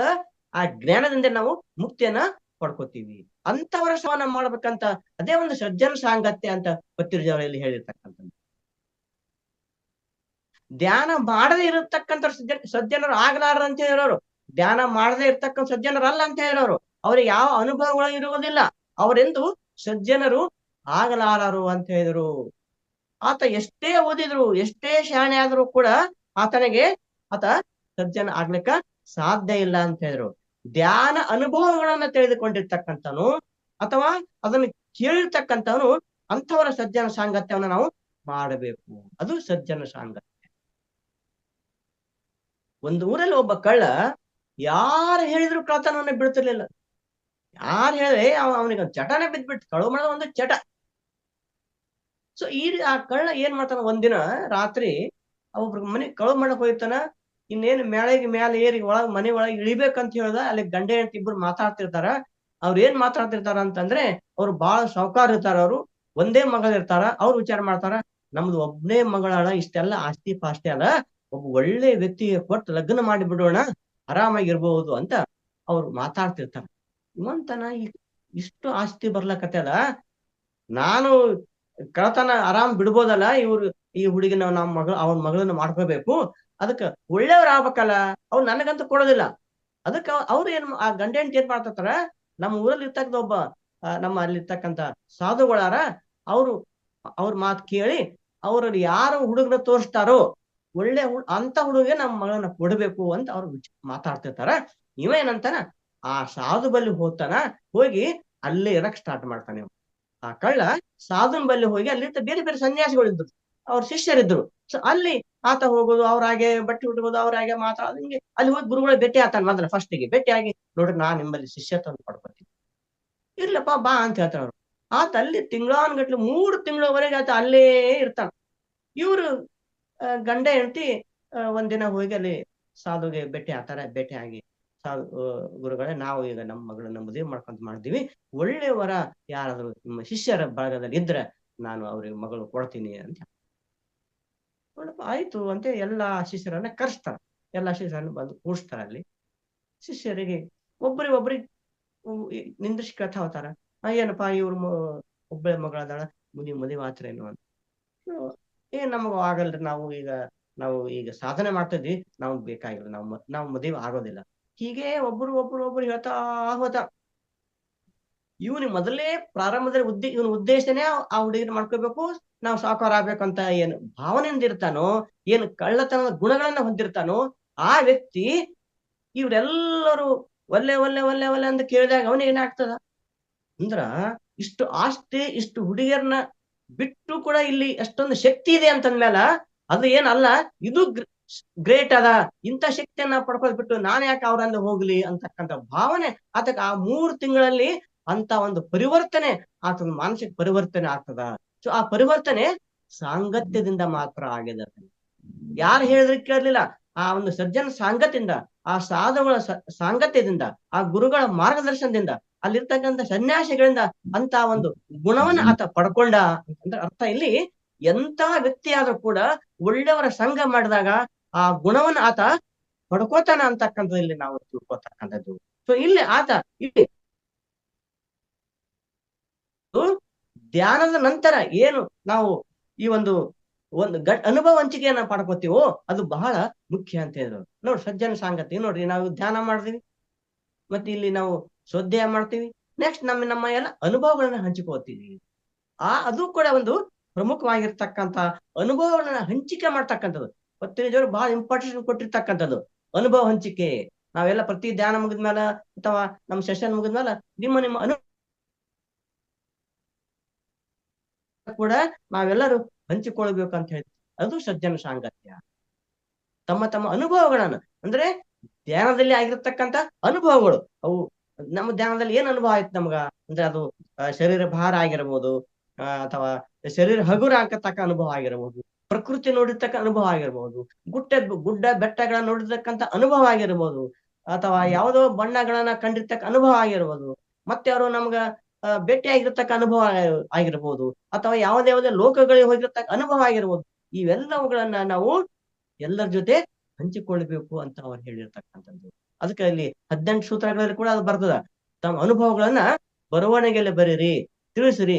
ಅಂದ್ರ ಹೊಸ ಧ್ಯಾನಿಗಳಿಗೂ ಕೂಡ ಈ ಅನುಭವದ ಈ ಒಂದು ಧ್ಯಾನದ ಮಹತ್ವ ತಿಳಿಲಿ, ಅವರು ಕೂಡ ಧ್ಯಾನಕ್ಕೆ ಬರ್ಲಿ ಅಂತಕ್ಕಂಥದ್ದು ಉದ್ದೇಶಕ್ಕಾಗಿ ಅನುಭವ ಹಂಚಿಕೆಯನ್ನ ಕೂಡ ಅವರು ಅದಕ್ಕೆ ಇಂಪಾರ್ಟೆನ್ಸ್ ಕೊಟ್ಟಿರ್ತಕ್ಕಂಥದ್ದು. ಅದಕ್ಕೆ 3:2:1 3 ಗಂಟೆ ಧ್ಯಾನ, 2 ಗಂಟೆ ಶ್ರದ್ಧಾಯ, 1 ಗಂಟೆ ಈ ಒಂದು ಸಜ್ಜನ ಸಾಂಗತ್ಯ ಇರಬೇಕು ಅಂತ ಪತ್ರಿಜರ ಅಲ್ಲಿ ಹೇಳಿರ್ತಕ್ಕಂಥದ್ದು. ಅಂದ್ರೆ ಪರಸ್ಪರರು ಅನುಭವಗಳನ್ನ ಹಂಚಿಕೊಳ್ಬೇಕು. ಎಷ್ಟೋ ಸೀನಿಯರ್ ಮಾಸ್ಟರ್ಗಳು ಅವಾಗ ಈ ಅಯ್ಯಪ್ಪ ಪಿಂಡಿ ಅವರದ್ದು ಒಂದು ಧ್ಯಾನ ಇದ್ರಲ್ಲಿ ಕೇಳಿದಾಗ ಕೂಡ ಬೇರೆ ಬೇರೆ ಮಾಸ್ಟರ್ಗಳು ತಮ್ಮ ಅನುಭವಗಳನ್ನ ಹೇಳ್ತಿರ್ತಾರೆ. ಬೇರೆ ಬೇರೆ ಒಂದು ಧ್ಯಾನ ಯಜ್ಞಗಳಲ್ಲಿ ಕೂಡ ತಮ್ಮ ಅನುಭವಗಳನ್ನ ಹೇಳ್ತಿರ್ತಾರ ಅವರು. ಸೊ ಇವೆಲ್ಲವುಗಳು ತಾವು ತಾನು ಮೊದಲು ಹೇಗಿದ್ದೆ, ಆಮೇಲೆ ಹೇಗೆ ಪರಿವರ್ತನೆ ಹೊಂದಿದೆ, ನಾನು ನಾನ್ ವೆಜ್ ಊಟ ಮಾಡ್ತಿದ್ದೆ, ಮಾಂಸಾಹಾರಿ ತಿಂತಿದ್ದೆ, ನಾನು ಹೇಗೆ ಬಿಟ್ಟೆ ಅಂತ ಅನುಭವಗಳಾಗಿರ್ಬೋದು, ನನ್ನ ಮೊದಲ ಹೀಗೆ ಏನು ಗುಣ ಅನುಭವಗಳಾಗಿರ್ಬೋದು, ಈ ದೈಹಿಕ ಆರೋಗ್ಯದಲ್ಲಿರ್ಬೋದು, ಪ್ರತಿಯೊಂದುಗಳನ್ನ ತಮ್ಮ ಆಗಿರ್ತಾವೋ ಅವು ಎಲ್ಲವುಗಳನ್ನ ನಾವು ಮಾಡಬೇಕು ಅಂತ ಹೇಳ್ತಾರ. ಅಂದ್ರೆ ತಮ್ಮ ಆಲೋಚನೆಗಳಲ್ಲಿ ಯಾವ ರೀತಿ ಬದಲಾವಣೆ ಆಗಿದ್ದಾವ, ಪ್ರಗತಿಯನ್ನು ಹೊಂದಿದ್ದಾರ ಅವರು. ನಾನು ಮೊದಲೇ ಹೇಗಿದ್ದೆ, ಈಗ ಹೇಗಾದೆ, ನನಗೆ ಯಾವ ರೋಗಗಳು ನಮ್ಮಲ್ಲಿ ಹೋಗಿದ್ದಾವ ಅಂದ್ರೆ ಇಂಥವೆಲ್ಲ ಹೇಳೋದ್ರಿಂದ ಬೇರೆಯವರಿಗೆ ಪ್ರೇರಣೆ ಆಗ್ತದ ಅಂತ ಅವ್ರು ಅಲ್ಲಿ ನಮ್ಗ ಹೇಳ್ತಕ್ಕಂಥದ್ದು. ಅವರು ವಾಕ್ ಕ್ಷೇತ್ರ ಆಗಿರ್ಬೋದು, ಭಾವನಾ ಕ್ಷೇತ್ರ ಆಗಿರ್ಬೋದು, ಕ್ರಿಯಾ ಕ್ಷೇತ್ರ ಆಗಿರ್ಬೋದು, ಅಂದ್ರೆ ಅವರ ಮಾತಿನಲ್ಲಿ ಬದಲಾವಣೆ ಆಗಿರ್ಬೋದು, ಭಾವನೆಯಲ್ಲಿ ವಿಚಾರದಲ್ಲಿ ಬದಲಾವಣೆ ಆಗಿರ್ಬೋದು, ಕ್ರಿಯೆಗಳು ಕೆಲಸ ಮಾಡೋದ್ರಲ್ಲಿ ಬದಲಾವಣೆ ಆಗಿರ್ಬೋದು. ಇವೆಲ್ಲವೂ ಬದಲಾವಣೆಗಳಲ್ಲಿ ಪ್ರಗತಿಯನ್ನು ಹೊಂದಿರ್ತಕ್ಕಂಥದ್ದು. ನಾವು ಯಾವ್ದೋ ವ್ಯಕ್ತಿ ನೋಡಿದಾಗ ಏನ್ ವ್ಯಕ್ತಿ ಧ್ಯಾನಕ್ಕೆ ಹೋದ್ಮೇಲೆ ಇವ್ರು ಬಹಳಷ್ಟು ಚೇಂಜ್ ಆಗಿದ್ದಾರೆ ನೋಡ್ರಿ, ಊಟದಲ್ಲಿ ಬದಲಾವಣೆ ಆಗಿರ್ಬೋದು, ಮಾತಿನಲ್ಲಿ ಬದಲಾವಣೆ ಆಗಿರ್ಬೋದು, ವಿಚಾರದಲ್ಲಿ ಇವೆಲ್ಲಗಳ ಬದಲಾವಣೆಗಳು ಪ್ರಗತಿಗೆ ಇವೆಲ್ಲ ಸಾಧನೆಗಳು ಅಂತ ಅರ್ಥ. ಈ ಒಂದು ಮೌಲ್ಯಯುತ ಜೀವನವನ್ನ ನಡೆಸ್ತಕ್ಕಂಥ ವ್ಯಕ್ತಿ ಅಂತ ವ್ಯಕ್ತಿಗೆ ಒಂದು ಅನುಭವನ ನಾವು ಕೇಳಬೇಕು ಅಂತ ಆಗಿರ್ತಕ್ಕಂಥದ್ದು. ಇವೆಲ್ಲ ಅನುಭವಗಳನ್ನ ನಾವೆಲ್ಲರ ಜೊತೆ ಹಂಚಿಕೊಳ್ಬೇಕು ಅಂತ ಅವರು ಹೇಳ್ತಕ್ಕಂಥದ್ದು. ಅಂದ್ರೆ ಹೊಸ ಧ್ಯಾನಿಗಳಿಗೆ ಅದು ಅನುಕೂಲ ಆಗ್ತದ ಅಂತ ಹೇಳ್ತಕ್ಕಂಥದ್ದು. ಅದಕ್ಕಾಗಿ ಅನುಭವವೇ ಜ್ಞಾನ ಅಂತ ಬಂದಿರ್ತಕ್ಕಂಥ ಅಲ್ಲಿ ಒಂದು ಜ್ಞಾನ ನವರತ್ನಗಳಲ್ಲಿ ಬರ್ತದೆ, ಅನುಭವವೇ ಜ್ಞಾನ ಅಂತ ಹೇಳ್ಬೇಕು. ಅನುಭವವೇ ಜ್ಞಾನ ಅಂದ್ರೆ ಪುಸ್ತಕ ಓದಿ ಜ್ಞಾನ ಅಲ್ಲ, ನಾವು ಯಾವ್ದೋ ಬುಕ್ ಓದ್ತೀವಿ ಅದು ಹೇಳೋದಲ್ಲ. ಅನುಭವವೇ ಜ್ಞಾನ ಅಂದ್ರೆ ಪುಸ್ತಕ ಜ್ಞಾನ ಬೇರೆ, ಸ್ವಂತ ಅನುಭವ ತೆಗೆದುಕೊಂಡ ಜ್ಞಾನ ಬೇರೆ. ಪುಸ್ತಕ ಓದಿ ನಾವು ಮಾಹಿತಿಯನ್ನು ಪಡ್ಕೋತೀವಿ ಅಷ್ಟೇ, ಅದ ಅನುಭವದಿಂದ ನಾವು ಜ್ಞಾನವನ್ನು ಪಡ್ಕೋತೀವಿ. ಆ ಜ್ಞಾನವೇ ಅದು ಹೆಚ್ಚು ಎಲ್ಲರಿಗೂ ಪ್ರಭಾವನ ಬೀರ್ತದ ಅಂತಕ್ಕಂಥದ್ದು. ಅದಕ್ಕಾಗಿ ಶ್ರೀಕೃಷ್ಣ ಅವ್ರು ಹೇಳ್ತಾರ ಅರ್ಜುನನಿಗೆ, ಅವರು ಯೋಗಿ ಭಾವ ಅರ್ಜುನ ಅಂತ ಹೇಳಿದ್ರು. ಅಂದ್ರೆ ಇಲ್ಲಿ ಯೋಗಿ ಭಾವ ಅರ್ಜುನ ಅಂತಂದ್ರೆ, ಅರ್ಜುನ ನೀನು ಯೋಗಿ ಆಗು ಅಂದ್ರೆ ನೀನು ಸಾಧನೆ ಮಾಡು. ಪುಸ್ತಕ ಓದೋದಲ್ಲ. ಪುಸ್ತಕ ಓದಿ ನಾವು ಒಂದು ವಿಷಯವನ್ನು ಪಡ್ಕೊಳ್ಬಹುದು, ಆದ್ರ ಸಾಧನೆಯಿಂದ ನಾವು ಜ್ಞಾನವನ್ನ ಪಡ್ಕೊಳಕ ಸಾಧ್ಯ ಅದ. ಅದಕ್ಕಾಗಿ ಅಲ್ಲಿ ಸಾಧನೆಯನ್ನ ಮಾಡು ಅಂತ ಅವ್ರು ಹೇಳಿರ್ತಕ್ಕಂಥ ಯೋಗ. ಯೋಗ ಅಂದ್ರೆ ಮಿಲನ. ಅಂದ್ರೆ ಇಲ್ಲಿ ಮಿಲನ ಅಂತಂದ್ರೆ ಇಲ್ಲಿ ಬೆರೆಯುವುದು. ಯಾವ್ದ್ರಲ್ಲಿ ನೋಡ್ರಿ, ನಾವು ಧ್ಯಾನ ಮಾಡುವಾಗ ಶ್ವಾಸದಲ್ಲಿ ನಾವು ಬೆರಿತೀವಿ. ನಾವು ನಮ್ಮ ನಮ್ಮ ಮನಸ್ಸನ್ನ ಶ್ವಾಸದ ಮೇಲೆ ಗಮನ ಕೊಡ್ತೀವಿ. ಅಂದ್ರೆ ನಮ್ಮ ಮನಸ್ಸು ಶ್ವಾಸದಲ್ಲಿ ಬೆರೆಯುತ್ತದೆ. ಅದಕ್ಕಾಗಿ ಶ್ವಾಸವೇ ಗುರು ಅಂತ ಹೇಳಿದ್ರು. ಶ್ವಾಸವೇ ಗುರು, ಮನಸ್ಸೇ ಶಿಷ್ಯ. ಯಾವಾಗ ಆ ಶಿಷ್ಯ ಆ ಗುರುವಿನಲ್ಲಿ ಶರಣ ಆದಾಗ ನಮಗ ಧ್ಯಾನ ಬರ್ತದ, ತಂತಾನೆ ಎಲ್ಲವೂ ಬರ್ತದ ಅಂತ ಹೇಳ್ತಾರ ಅವರು. ಶ್ವಾಸದಲ್ಲಿ ಬೆರೆತಾಗ ಎಲ್ಲವೂ ನಮಗ ಸಿಗುತ್ತದ. ಅದಕ್ಕ ಈ ಒಂದು ಧ್ಯಾನ ಜೊತೆ ಸಜ್ಜನ ಸಾಂಗತ್ಯ ಕೂಡ ಬಹಳ ಮುಖ್ಯ ಅಂತ ಅವ್ರು ಹೇಳ್ತಕ್ಕಂಥದ್ದು. ಧ್ಯಾನ ಎಷ್ಟು ಮುಖ್ಯವೋ ಸಜ್ಜನ ಸಾಂಗತ್ಯ ಕೂಡ ಅಷ್ಟೇ ಮುಖ್ಯ. ಅದಕ್ಕಿಂತಲೂ ಒಂದು ತೂಕ ಹೆಚ್ಚು ಅಂತ ಹೇಳಿದ್ರು ಅವರು. ಅದಕ್ಕಾಗಿ ನಾವು ಸಜ್ಜನ ಸಾಂಗತ್ಯ ಅಂದ್ರೆ ಸತ್ಯವಂತರ ಸಂಘ, ಜ್ಞಾನವನ್ನು ಹೊಂದಿರತಕ್ಕಂತ ಸಂಘ ಅಂತ ನಾವಿಲ್ಲಿ ತಿಳ್ಕೊಬೇಕು. 12ನೇ ಶತಮಾನದಲ್ಲಿ ಶರಣರು ಕೂಡ ಈ ಅನುಭವ ಮಂಟಪದ ಮೂಲಕ ಅಲ್ಲಿರ್ತಕ್ಕಂಥ ಎಲ್ಲ ಶರಣರು ಕೂಡ ಒಂದು ಕಡೆ ಸೇರಿ ತಮ್ಮ ಅನುಭವಗಳನ್ನ ಹಂಚಿಕೋತಿದ್ರು. ಅದಕ್ಕೆ ಅನುಭವ ಮಂಟಪ ಅಂತಂದ್ರು. ಎಲ್ಲ ಬಸವಾದಿ ಶರಣರು ಇರ್ತಕ್ಕಂಥ ಅಲ್ಲವಂ ಪ್ರಭು ಆಗಿರ್ಬೋದು, ಸಿದ್ದರಾಮೇಶ ಆಗಿರ್ಬೋದು, ಪ್ರತಿಯೊಬ್ಬರು ಐದಕ್ಕೆ ಮಾರಯ್ಯ, ಲಕ್ಕಮ್ಮ, ಸತ್ಯಕ್ಕ, ಆಮೇಲೆ ಸಿದ್ದರಾಮೇಶ್ವರ, ಎಲ್ಲ ಪ್ರತಿಯೊಬ್ಬ ಶರಣರು ತಮ್ಮ ಅನುಭವಗಳನ್ನ ಎಲ್ಲರ ಜೊತೆ ಹಂಚಿಕೊಳ್ತಾ ಇದ್ದರು. ಹಾಗಾಗಿ ಓದಲು ಬರೆಯಲು ಬರೆದಿರ್ತಕ್ಕಂಥ ಶರಣೆಯರು ವಚನಗಳನ್ನ ಬರೆದ್ರು. ಅವ್ರಿಗೆ ಏನು ಬರ್ತಿರ್ಲಿಲ್ಲ. ಅಂದ್ರೆ ಈ ಸಜ್ಜನ ಸಾಂಗತ್ಯದಿಂದ ಅಷ್ಟೊಂದು ಶಕ್ತಿ ಇದೆ ಅಂತ ಅವ್ರು ಹೇಳಿರ್ತಕ್ಕಂಥದ್ದು. ನಮ್ಮ ಅನುಭವಗಳನ್ನ ಮತ್ತೊಬ್ಬರು ಹೇಳೋದು, ಮತ್ತೊಬ್ಬರು ಈ ರೀತಿಯಾಗಿ ಅನುಭವದಿಂದ ವಚನಗಳ ಬರೆಯುವ ಸಾಮರ್ಥ್ಯನ ಅವರು ಪಡ್ಕೊಂಡ್ರು ಅಂತ. ಇದು ಸಜ್ಜನ ಸಾಂಗತ್ಯ. ಅಕ್ಕಮಹಾದೇವಿ ಒಂದ್ ಕಡೆ ಹೇಳ್ತಾಳ, ತನ್ನ ವಚನದ ಮೂಲಕ ಏನ್ ಹೇಳ್ತಾಳ, ಅರಿಯದವರೊಡನೆ ಸಂಗವ ಮಾಡಿದರೆ ಕಲ್ಲು ಹೊಯ್ದು ಕಿಡಿಯ ಕೊಂಬಂತೆ. ಅರಿಯದವರೊಡನೆ ಅಂದ್ರೆ ಈಗ ಅಜ್ಞಾನಿಗಳ ಜೊತೆ, ಮೂರ್ಖರ ಜೊತೆ ನಾವು ಸಂಘ ಮಾಡಿದ್ರೆ ಬರೀ ಜಗಳನೇ ಆಗ್ತದಂತ. ಕಲ್ಲ ಹೊಯ್ದು ಕಿಡಿಯ ಕೊಂಬಂತೆ ಅಂತ ಹೇಳಿದ್ರು. ಅಜ್ಞಾನಿಗಳ ಜೊತೆ ಸಂಘ ಮಾಡಿದ್ರೆ ಬರೀ ಜಗಳ ಆಡೋದು, ಹೊಡೆದಾಡೋದು ಅಂತದನ್ನೇ ಕಲಿತೀವಿ ನಾವು ಅಂತ ಅರ್ಥ. ಅದಕ್ಕೆ ಹೇಳ್ತಾಳ, ಬಲ್ಲವರೊಡನೆ ಸಂಗವ ಮಾಡಿದರೆ ಅಂದ್ರೆ ಜ್ಞಾನಿಗಳ ಜೊತೆ ಸಂಗಮ ಮಾಡಿದರೆ ಮಸರ ಹೊಸೆದು ಬೆಣ್ಣೆಯ ಕೊಂಬಂತೆ ಹಂಗಾತ ಅಂತ ಹೇಳ್ತಾವ. ಅಂದ್ರ ನೋಡ್ರಿ, ಅಲ್ಲಿ ಕಿಡಿ ಬರ್ತದ, ಇಲ್ಲಿ ಬೆಣ್ಣೆ ಬರ್ತದ. ಮಸರ ಹೊಸೆದು ಬೆಣ್ಣೆಯ ಕೊಂಬಂತೆ. ಆ ರೀತಿಯಾಗಿ ನಮಗ ಬೆಣ್ಣೆ ಸಿಗ್ತದ ಅಂತ ಹೇಳ್ತಾರ. ಅದಕ್ಕಾಗಿ ಚೆನ್ನಮಲ್ಲಿಕಾರ್ಜುನಯ್ಯ, ನಿಮ್ಮ ಶರಣರ ಸಂಗವ ಮಾಡಿದರೆ ಕರ್ಪೂರದ ಗಿರಿಯ ನುರಿಯ ಕೊಂಬಂತೆ.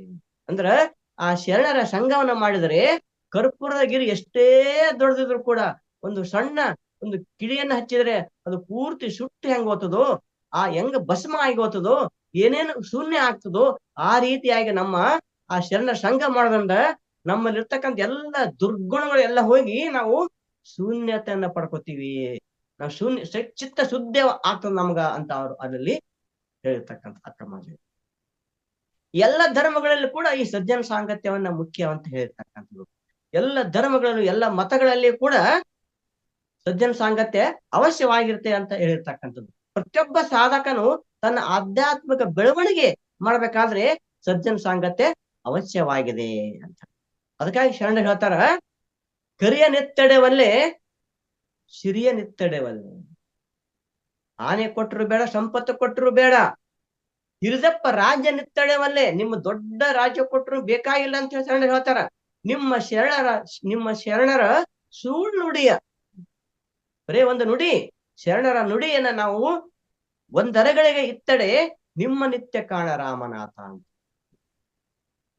ಶರಣರ ಮಾತುಗಳ, ಸಜ್ಜನರ ಮಾತುಗಳ ಸತ್ಸಂಗಕ್ಕೆ ಎಷ್ಟೊಂದು ಇಂಪಾರ್ಟೆನ್ಸ್ ಕೊಟ್ಟರು.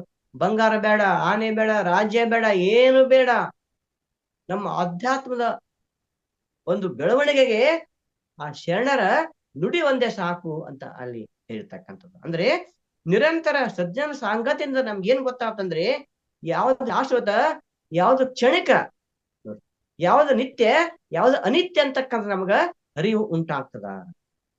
ಸಾಧು ಸಂಘದಿಂದ ನಮ್ಗ ಭಗವತ್ ವ್ಯಾಕುಲತೆ ಅಂತಕ್ಕಂಥ ನಮ್ಗ ಹೆಚ್ಚಾಗ್ತದ.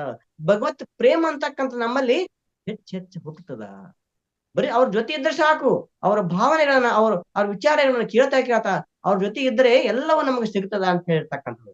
ನಿರಂತರವಾದ ಸಜ್ಜನ ಸಾಂಗತ್ಯದಿಂದ ಭಗವಂತ ಶಾಶ್ವತ, ನಮ್ಗೇನ್ ಗೊತ್ತಾಗ್ತದ ಅವ್ರ ಜೊತೆ ಇರೋದ್ರಿಂದ? ಭಗವಂತ ಶಾಶ್ವತ, ಪ್ರಪಂಚ ಕ್ಷಣಿಕ ಎಂಬ ಅರಿವು ನಮ್ಮಲ್ಲಿ ಉಂಟಾಗ್ತದ.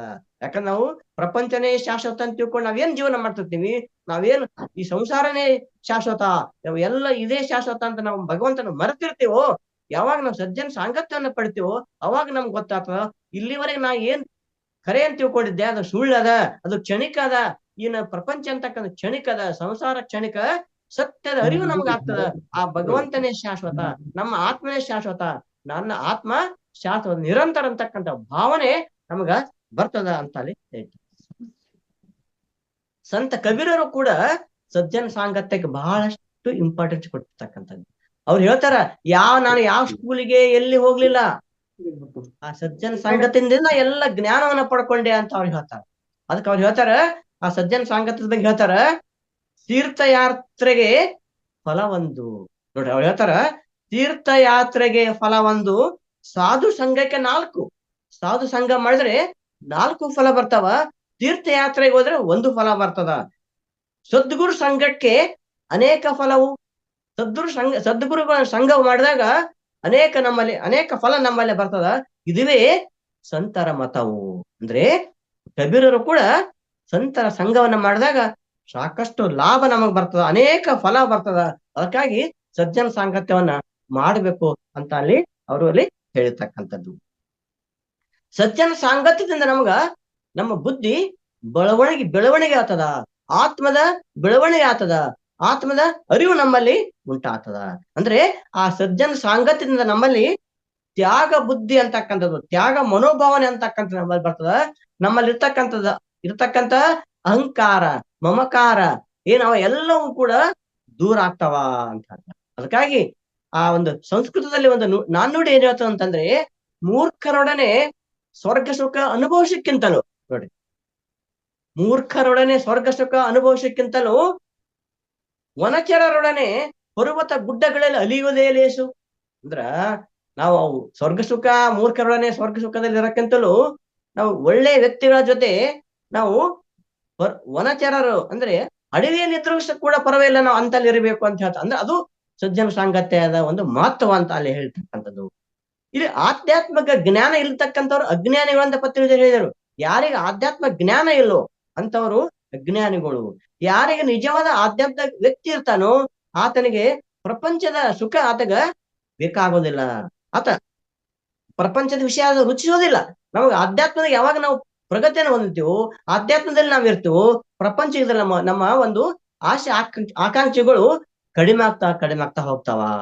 ಎಷ್ಟೇ ವ್ಯಕ್ತಿಗಳು ಜಾಣರಾಗಿದ್ರು ಕೂಡ ಆತ್ಮಜ್ಞಾನಿ ಯಾರ್ಬಲ್ಲಿಲ್ಲ, ಅವರೆಲ್ಲರೂ ಅಜ್ಞಾನಿಗಳು ಅಂತ ಪತ್ರಿಜರು ಇಲ್ಲಿ ಹೇಳಿರ್ತಕ್ಕಂಥದ್ದು. ಅಂದ್ರೆ ಆಧ್ಯಾತ್ಮಿಕ ಸಾಧಕನು ತಾನು ಮೂರ್ಖರೊಡನೆ ಕಾಲ ಕಳೆಯದಂತೆ ನೋಡಿಕೊಳ್ಳಬೇಕು. ಅಂದ್ರ ಎಷ್ಟೇ ಜ್ಞಾನ ಅದಕ್ಕೂ ಅಂತರ್ ಜೊತೆ ನಾವು ಸಂಘವನ್ನು ಮಾಡಬಾರ್ದು. ಒಳ್ಳೆಯವರ ಸಂಘ, ಆತ್ಮಜ್ಞಾನಿಗಳ ಸಂಘವನ್ನ ನಾವು ಮಾಡಿದಾಗ ನಮ್ಮಲ್ಲಿ ಹೆಚ್ಚೆಚ್ಚು ನಮಗ ಅರಿವು ನಮಗೆಲ್ಲ ಉಂಟಾಗ್ತದ ಅಂತ ಹೇಳ್ತಿರ್ತಕ್ಕಂಥದ್ದು. ಒಬ್ಬ ವ್ಯಕ್ತಿ ಒಂದು ನದಿಯ ಸಮೀಪ ಹೋಗ್ತಾ ಇರ್ತಾನ. ಆ ನದಿ ರಭಸವಾಗಿ ಹರಿತಿರ್ತದ. ಅಲ್ಲಿ ಒಂದು ಕಂಬಳಿ ಹಂಗ ಕಾಣ್ತದ ಅವನಿಗೆ, ಕಂಬಳಿ ಹೊಂಟಿರ್ತಾನ. ಅವನ್ ತಿಳ್ಕೊಂಡ ಒಂದು ಕಂಬಳಿ ಅದ ಅಂತ ತಿಳ್ಕೊಂಡು ಆ ಕಂಬಳಿ ತಗೊಂಡ್ರಾಯ್ತು, ನಾನು ಯೂಸ್ ಆತ ಅಂತ ತಿಳ್ಕೊಂಡು ಆತ ಆ ನದಿಯಲ್ಲಿ ಹಾರ್ತಾನ. ಆ ನದಿ ಅಂತ ಒಂದು ರಭಸವಾಗಿರ್ತಕ್ಕಂತ ನೀರಿನಲ್ಲಿ ಹಾರಿ ಆ ಕಂಬಳಿಯನ್ನು ಹಿಡ್ಕೋಬೇಕು ಅಂತ ಹೋತಾನ. ಆ ಕಂಬಳಿ ಹಿಡ್ಕೋತಾನ. ಅವಾಗ ಏನಾಗ್ತದ, ಆತ ಅಲ್ಲಿ ದಾರಿಲಿ ಇರ್ತಕ್ಕಂಥ ಎಲ್ಲರಿಗೆ ಕರ್ಲಾಕ್ ಶುರು ಮಾಡ್ತಾನ. ಅಯ್ಯೋ ನನ್ನ ಬಿಡಿಸಿಕೊಡ್ರಿ, ಈ ನನಗೆ ಹಿಡ್ಕೊಂಡದ ಇದು ಅಂತ ಹೇಳ್ತಾನ. ಅವು ದಾರಿಯಾಗಿದ್ದವ್ರು ಹೇಳ್ತಾರ, ಅಲ್ಲಿ ಆ ಕಂಬಳಿ ಅದಪ್ಪ ತಗೊಂಡ್ ಬಾ, ಅದೇ ಯಾಕೆ ನೀನ್ ಹಿಡ್ಕೋತದ ಅಂತ ಕೇಳಿದಾಗ ಅಲ್ಲಿ ಅದು ಕಂಬಳಿ ಇರೋದಲ್ಲ, ಅದು ಕರಡಿ ಇರ್ತದ. ಆ ಕರಡಿಯನ್ನ ಆತ ಹಿಡ್ಕೊಂಡಿರ್ತಾನ, ಯಾವಾಗ ಕರಡಿ ಹಿಡ್ಕೊತಾನೋ ಆತನಿಗೆ ಅದನ್ನ ಆ ಕರಡಿ ಆತನನ್ನ ಹಿಡಿದು ಬಿಡ್ತದ, ಬಿಡೋದಿಲ್ಲ. ಈತನ ಬಿಡ್ಬೇಕಂದ್ರೂ ಕರೆದಾಗ ಬಿಡೋದಿಲ್ಲ. ಅವಾಗ ಅಲ್ಲಿ ಇರ್ತಕ್ಕಂಥ ಜನರಿಗೆ ಕರಿತಾನ, ನನಗೆ ಬಿಡಿಸ್ತೀರಿ ಅಂತೇಳಿ. ಅರ್ಥ ಇಲ್ಲಿ ನಾವು ಎಷ್ಟೇ ಒಂದು ಜಾಣರಾದ್ರೂ ಕೂಡ ಅಜ್ಞಾನಿಗಳ ಸಂಘವನ್ನ ಮಾಡಿದಾಗ ಆ ಸಂಘವನ್ನ ಬಿಡಿಸ್ಕೊಳಕ ನಮಗ ಆಗೋದಿಲ್ಲ. ಅದಕ್ಕಾಗಿ ಅವ್ರನ್ನ ತಪ್ಪಿಸಿಕೊಳ್ಳೋದಾಗೋದಿಲ್ಲ. ತಪ್ಪಿಸಿಕೊಳ್ಳೋದು ಒದ್ದಾಡ್ತೀವಿ ನಾವು. ಅದಕ್ಕೆ ಅಂತ ಸಂಘವನ್ನ ನಾವು ಮಾಡಬಾರದು ಅಂತ ಅರ್ಥ. ಅಜ್ಞಾನ ಸಂಘ ಮಾಡಿದಾಗ ಅವ್ರನ್ನ ಬಿಡಿಸಿಕೊಂಡು ಹೊರಗೆ ಬರ್ಲಿಕ್ಕ ಆಗೋದಿಲ್ಲ. ಈಗ ನಾವು ಕುಡುಕರ ಸಂಘವನ್ನ ಮಾಡಿದಾಗ ನಾವು ಆ ಕುಡಿತ ಚಟವನ್ನ ಕಲಿತಾಗ ನಾವು ಅದೇ ಚಟದಾಗ ನಾವು ಮುಳುಗಿ ಬಿಡ್ತೀವಿ. ನಾವು ಆ ಚಟದಿಂದ ಹೊರಗೆ ಬರ್ಲಿಕ್ಕೆ ನಮ್ಗೆ ಆಗೋದಿಲ್ಲ. ಅದಕ್ಕಾಗಿ ಜ್ಞಾನಿಗಳ ಸಂಘ ಮಾಡಿದಾಗ ಹೆಚ್ಚೆಚ್ಚು ನಮ್ಗ ಜ್ಞಾನ ಪಡ್ಕೊಳಕ ಸಾಧ್ಯ ಆಗ್ತದ ಅಂತೇಳಿ ಹೇಳಿರ್ತಕ್ಕಂಥ ಸಿದ್ದರಾಮೇಶ್ವರರು ಕೂಡ ಒಂದ್ ಕಡೆ ಹೇಳ್ತಾರ ತಮ್ಮ ವಚನದಲ್ಲಿ, ಉದಕ ಒಂದೇ ಈಚಲವ ಆಶ್ರಯಿಸಿ ಮದ್ಯಪಾನವೆನಿಸಿತ್ತು. ಸಿದ್ದರಾಮೇಶ್ವರ ಹೇಳ್ತಾರ, ಉದಕ ಒಂದೇ ಅಂದ್ರೆ ನೀರು ಒಂದೇ, ಜಲ ಅಂತಕ್ಕಂಥ ಒಂದೇ, ಅದು ಈಚಲವ ಆಶ್ರಯಿಸಿ, ಈಚಲ ಮರ ಜೊತೆ ಅದ ನೀರು ಸೇರಿದಾಗ ಅದೇನಾತಂದ್ರೆ ಮದ್ಯಪಾನ ಆಗ್ತದ. ಅದೇ ನೀರು ಸುರತರವ ಆಶ್ರಯಿಸಿ ಅಮೃತವೆನಿಸಿತ್ತು. ಸುರತರ ಅಂದ್ರ ತೆಂಗಿನ ಮರಕ್ಕೆ ಅದು ಆ ನೀರು ಆಶ್ರಯಿಸಿದರೆ, ತೆಂಗಿನ ಮರ ಸಂಘವನ್ನ ಮಾಡಿದರೆ ಅದೇನಾಗ್ತದ, ಅಮೃತವೆನಿಸಿತ್ತು. ನೋಡ್ರಿ, ಅದೇ ನೀರೇ ಈಚಲ ಮರ ಆಶ್ರಯಿಸಿದಾಗ ಅದು ಮದ್ಯಪಾನ ಆಗ್ತದ. ಅದೇ ತೆಂಗಿನ ಮರವನ್ನ ಆಶ್ರಯಿಸಿದಾಗ ಅದು ಅಮೃತ ಆಗ್ತದ. ಅಂದ್ರೆ ಆ ಸಂಘ ಅಂತಕ್ಕಂಥ ಇಂಪಾರ್ಟೆಂಟ್. ಮತ್ತೆ ಹೇಳ್ತಾರ, ಅಂಗನೆಯರ ದೇಹವೆಲ್ಲ ಒಂದೇ. ನೋಡಿ, ಒಂದೇ ದೇಹ, ಆ ದೇಹವೆಂದೇ ಒಂದೇ, ಅಂಗನೆಯರ ಆಶ್ರಯಿಸಿ ಭವಬೀಜವಾಗಿತ್ತು. ಅಂದ್ರೆ ಯಾವುದೋ ಒಂದು ಸಂಘ ಮಾಡಿದಾಗ, ಹೆಣ್ಣಿನ ಸಂಘ ಮಾಡಿದಾಗ, ಮತ್ತೆ ಯಾವುದೋ ಸಂಘ ಮಾಡಿದಾಗ ಅದೇನಾಗ್ತದ, ನರಕಕ್ಕೆ ಹೋಯ್ತು, ಭವಬೀಜವಾಗಿತ್ತು. ಅದೇ ಲಿಂಗವ ಆಶ್ರಯಿಸಿ, ಅದೇ ದೇಹ ಲಿಂಗವನ್ನ ಆಶ್ರಯಿಸಿದಾಗ ಅದೇನಾಗ್ತದ, ಭವಾರಣ್ಯಕ್ಕೆ ದಾವಲವೆನಿಸಿತ್ತು. ನೋಡ, ಕಪಿಲ ಸಿದ್ಧ ಮಲ್ಲಿಕಾರ್ಜುನ ಅಂದ್ರೆ ಸ್ವರ್ಗಕ್ಕೆ ಹೋಗಿತ್ತು ಅಂತ. ನಾವೆಲ್ಲ ಧ್ಯಾನ ಸಂಘವನ್ನ ಮಾಡಿದಾಗ ನೋಡ್ರಿ, ನಾವೆಲ್ಲ ಧ್ಯಾನಕ್ಕೆ ಬರ್ಕೊಂಡ್ ಮೊದಲು ಎಲ್ಲೆಲ್ಲೋ ಏನೇನು ವಿಚಾರ ಮಾಡ್ತಿದ್ವಿ ನಾವು. ನಮ್ಮ ಜೀವನ ಯಾವ ತರಾನೇ ಇತ್ತು ನಮ್ಮದು. ಅಲ್ಲಿ ಅಸ್ತಸ್ತ ಜೀವನವಾಗಿತ್ತು ನಮ್ಮದು. ಯಾವಾಗ ನಾವು ಧ್ಯಾನ ಸಂಘವನ್ನ ಮಾಡಿದೆವು, ಧ್ಯಾನಕ್ಕೆ ನಾವು ಮೊರೆ ಹೋದೆವು, ಧ್ಯಾನ ಸಂಘ ಮಾಡಿದ ನಮ್ಮಲ್ಲಿ ನಮ್ಮ ಮನಸ್ಸೆಲ್ಲ ಪರಿವರ್ತನೆ ಆಯ್ತು. ಅದು ಆತ್ಮದ ಅರಿವು ನಮ್ಮಲ್ಲಿ ಉಂಟಾಯ್ತು. ಇದು ಸಂಘ. ಒಂದೇ ಸಂಘ ಮಾಡಿದಾಗ ನಮ್ಮಲ್ಲಿ ಸ್ವರ್ಗಕ್ಕೆ ಹೋಗ್ಬಹುದು ಅಥವಾ ನರಕಕ್ಕೆ ಕೂಡ ನಾವು ಹೋಗ್ಬೋದು. ಒಳ್ಳೆಯವ್ರ ಸಂಘ ಮಾಡಿದಾಗ ನಾವು ಸ್ವರ್ಗಕ್ಕೆ ಹೋಗ್ತೀವಿ, ಕೆಟ್ಟವ್ರ ಸಂಘ ಮಾಡಿದಾಗ ನರಕಕ್ಕೆ ನಾವು ಹೋಗ್ತೀವಿ ಅಂತ. ಇದು ಸಂಘದ ಒಂದು ಮಹತ್ವ ಅಂತ. ಅಂದ್ರೆ ಈ ಸಾಧಕರಾಗಿರ್ತಕ್ಕಂಥವ್ರು ಯಾರೆಂದಾರ ಅವರೊಡನೆ ಬೆರೆಯಬಾರ್ದು ಅಂತ ಹೇಳ್ತಾರ. ಶಿಕ್ಷಕರು ಸಂಘ ಮಾಡಬಾರ್ದು, ಒಳ್ಳೆಯವರ ಸಂಘವನ್ನೇ ಮಾಡಬೇಕು. ಮತ್ತು ಒಳ್ಳೆಯವ್ರ ಸಂಘ ಮಾಡ್ಬೇಕಂದ್ರೆ ಕೆಟ್ಟವರಿಗೆ ನಾವು ಖಂಡಿಸಬೇಕಂತ ಅರ್ಥ ಅಲ್ಲ. ತೊಂದರೆಯಲ್ಲಿ ಅಶುದ್ಧರನ್ನು ಖಂಡಿಸುತ್ತಾ ಹೋಗಬಾರ್ದು, ಅವ್ರ ಬಗ್ಗೆ ನಾವು ಮಾತಾಡಬಾರ್ದು. ಅದಕ್ಕೆ ಪತ್ರಿಕೆಯಲ್ಲಿ ಇರ್ತಕ್ಕಂಥದ್ದು ನೋ ಜಜ್ಮೆಂಟ್ ನೋ ಕಾಮೆಂಟ್. ಈಗ ಯಾರೋ ಕೆಟ್ಟವರಿಗೆ ಅವನಿಗೆ ಬೇಯೋದು, ನಾ ಧ್ಯಾನ ಮಾಡ್ತೀನಿ, ನಾ ಬಾಳ ಇದ್ದೀನಿ, ನನ್ನ ಬಳಿ ಎಲ್ಲ ಆಗ್ಯದ, ನೀ ಏನಪ್ಪಾ ಧ್ಯಾನ ಮಾಡಲ್ಲ, ಏನ್ ಮಾಡಲ್ಲ, ನೀ ಹಂಗಿದ್ ಹಿಂಗಿದ್, ಮತ್ತೊಬ್ಬರಿಗೆ ಯಾವ ಖಂಡನೆ ಮಾಡಬಾರ್ದು ಅಂತ ಹೇಳ್ತಾರ ಅವರು. ತನ್ನ ದೊಡ್ಡಷ್ಟಿಕೆಯನ್ನ ತೋರಿಸಿಕೊಳ್ಳಬಾರದು. ನಾನು ನಿನಗಿಂತ ಪವಿತ್ರ ಅಂತ ಹೇಳ್ತಾ ಹೋಗ್ಬಾರ್ದು ಅಂತ ಹೇಳ್ತಾರ ಅವರು. ಈ ತರ ಮಾಡಬಾರ್ದು ಅಂತ ಹೇಳ್ತಾರ. ನಾನ್ ಧ್ಯಾನ ಮಾಡಕತ್ತೀನಿ, ಬಾಳ ಶಾಣೆ, ನೀ ಅಂತ ಅಂತ ಮತ್ತೊಬ್ಬರಿಗೆ ಬಗ್ಗೆ ಕಾಮೆಂಟ್ ಅಂತಕ್ಕಂಥದ್ದು ಮಾಡಬಾರ್ದು ಅಂತ ಹೇಳ್ತಾರ. ಅಂದ್ರೆ ನಾವು ಯಾವುದೇ ಒಂದು ಸಂದರ್ಭದಲ್ಲಿ ನಾವು ಒಂದು ಕೆಟ್ಟವರ ಸಂಘ ನಾವು ಮಾಡ್ಬೇಕಂತ ಸಂದರ್ಭ ಬಂದಾಗ ನಾವು ಅವ್ರ ಬರೀ ತಿರಸ್ಕಾರವನ್ನು ಭಾವನೆ ತೋರದೆ ನಾವು ಒಂದು ಬಲವಾದ ಮಾನಸಿಕ ಅಡೆತಡೆಯನ್ನ ನಿರ್ಮಾಣ ಮಾಡಿಕೊಂಡು ಆಂತರಿಕ ಕವಚದ ಮೂಲಕ ನಾವು ರಕ್ಷಿಸಿಕೊಳ್ಳಬೇಕು ಅಂತ.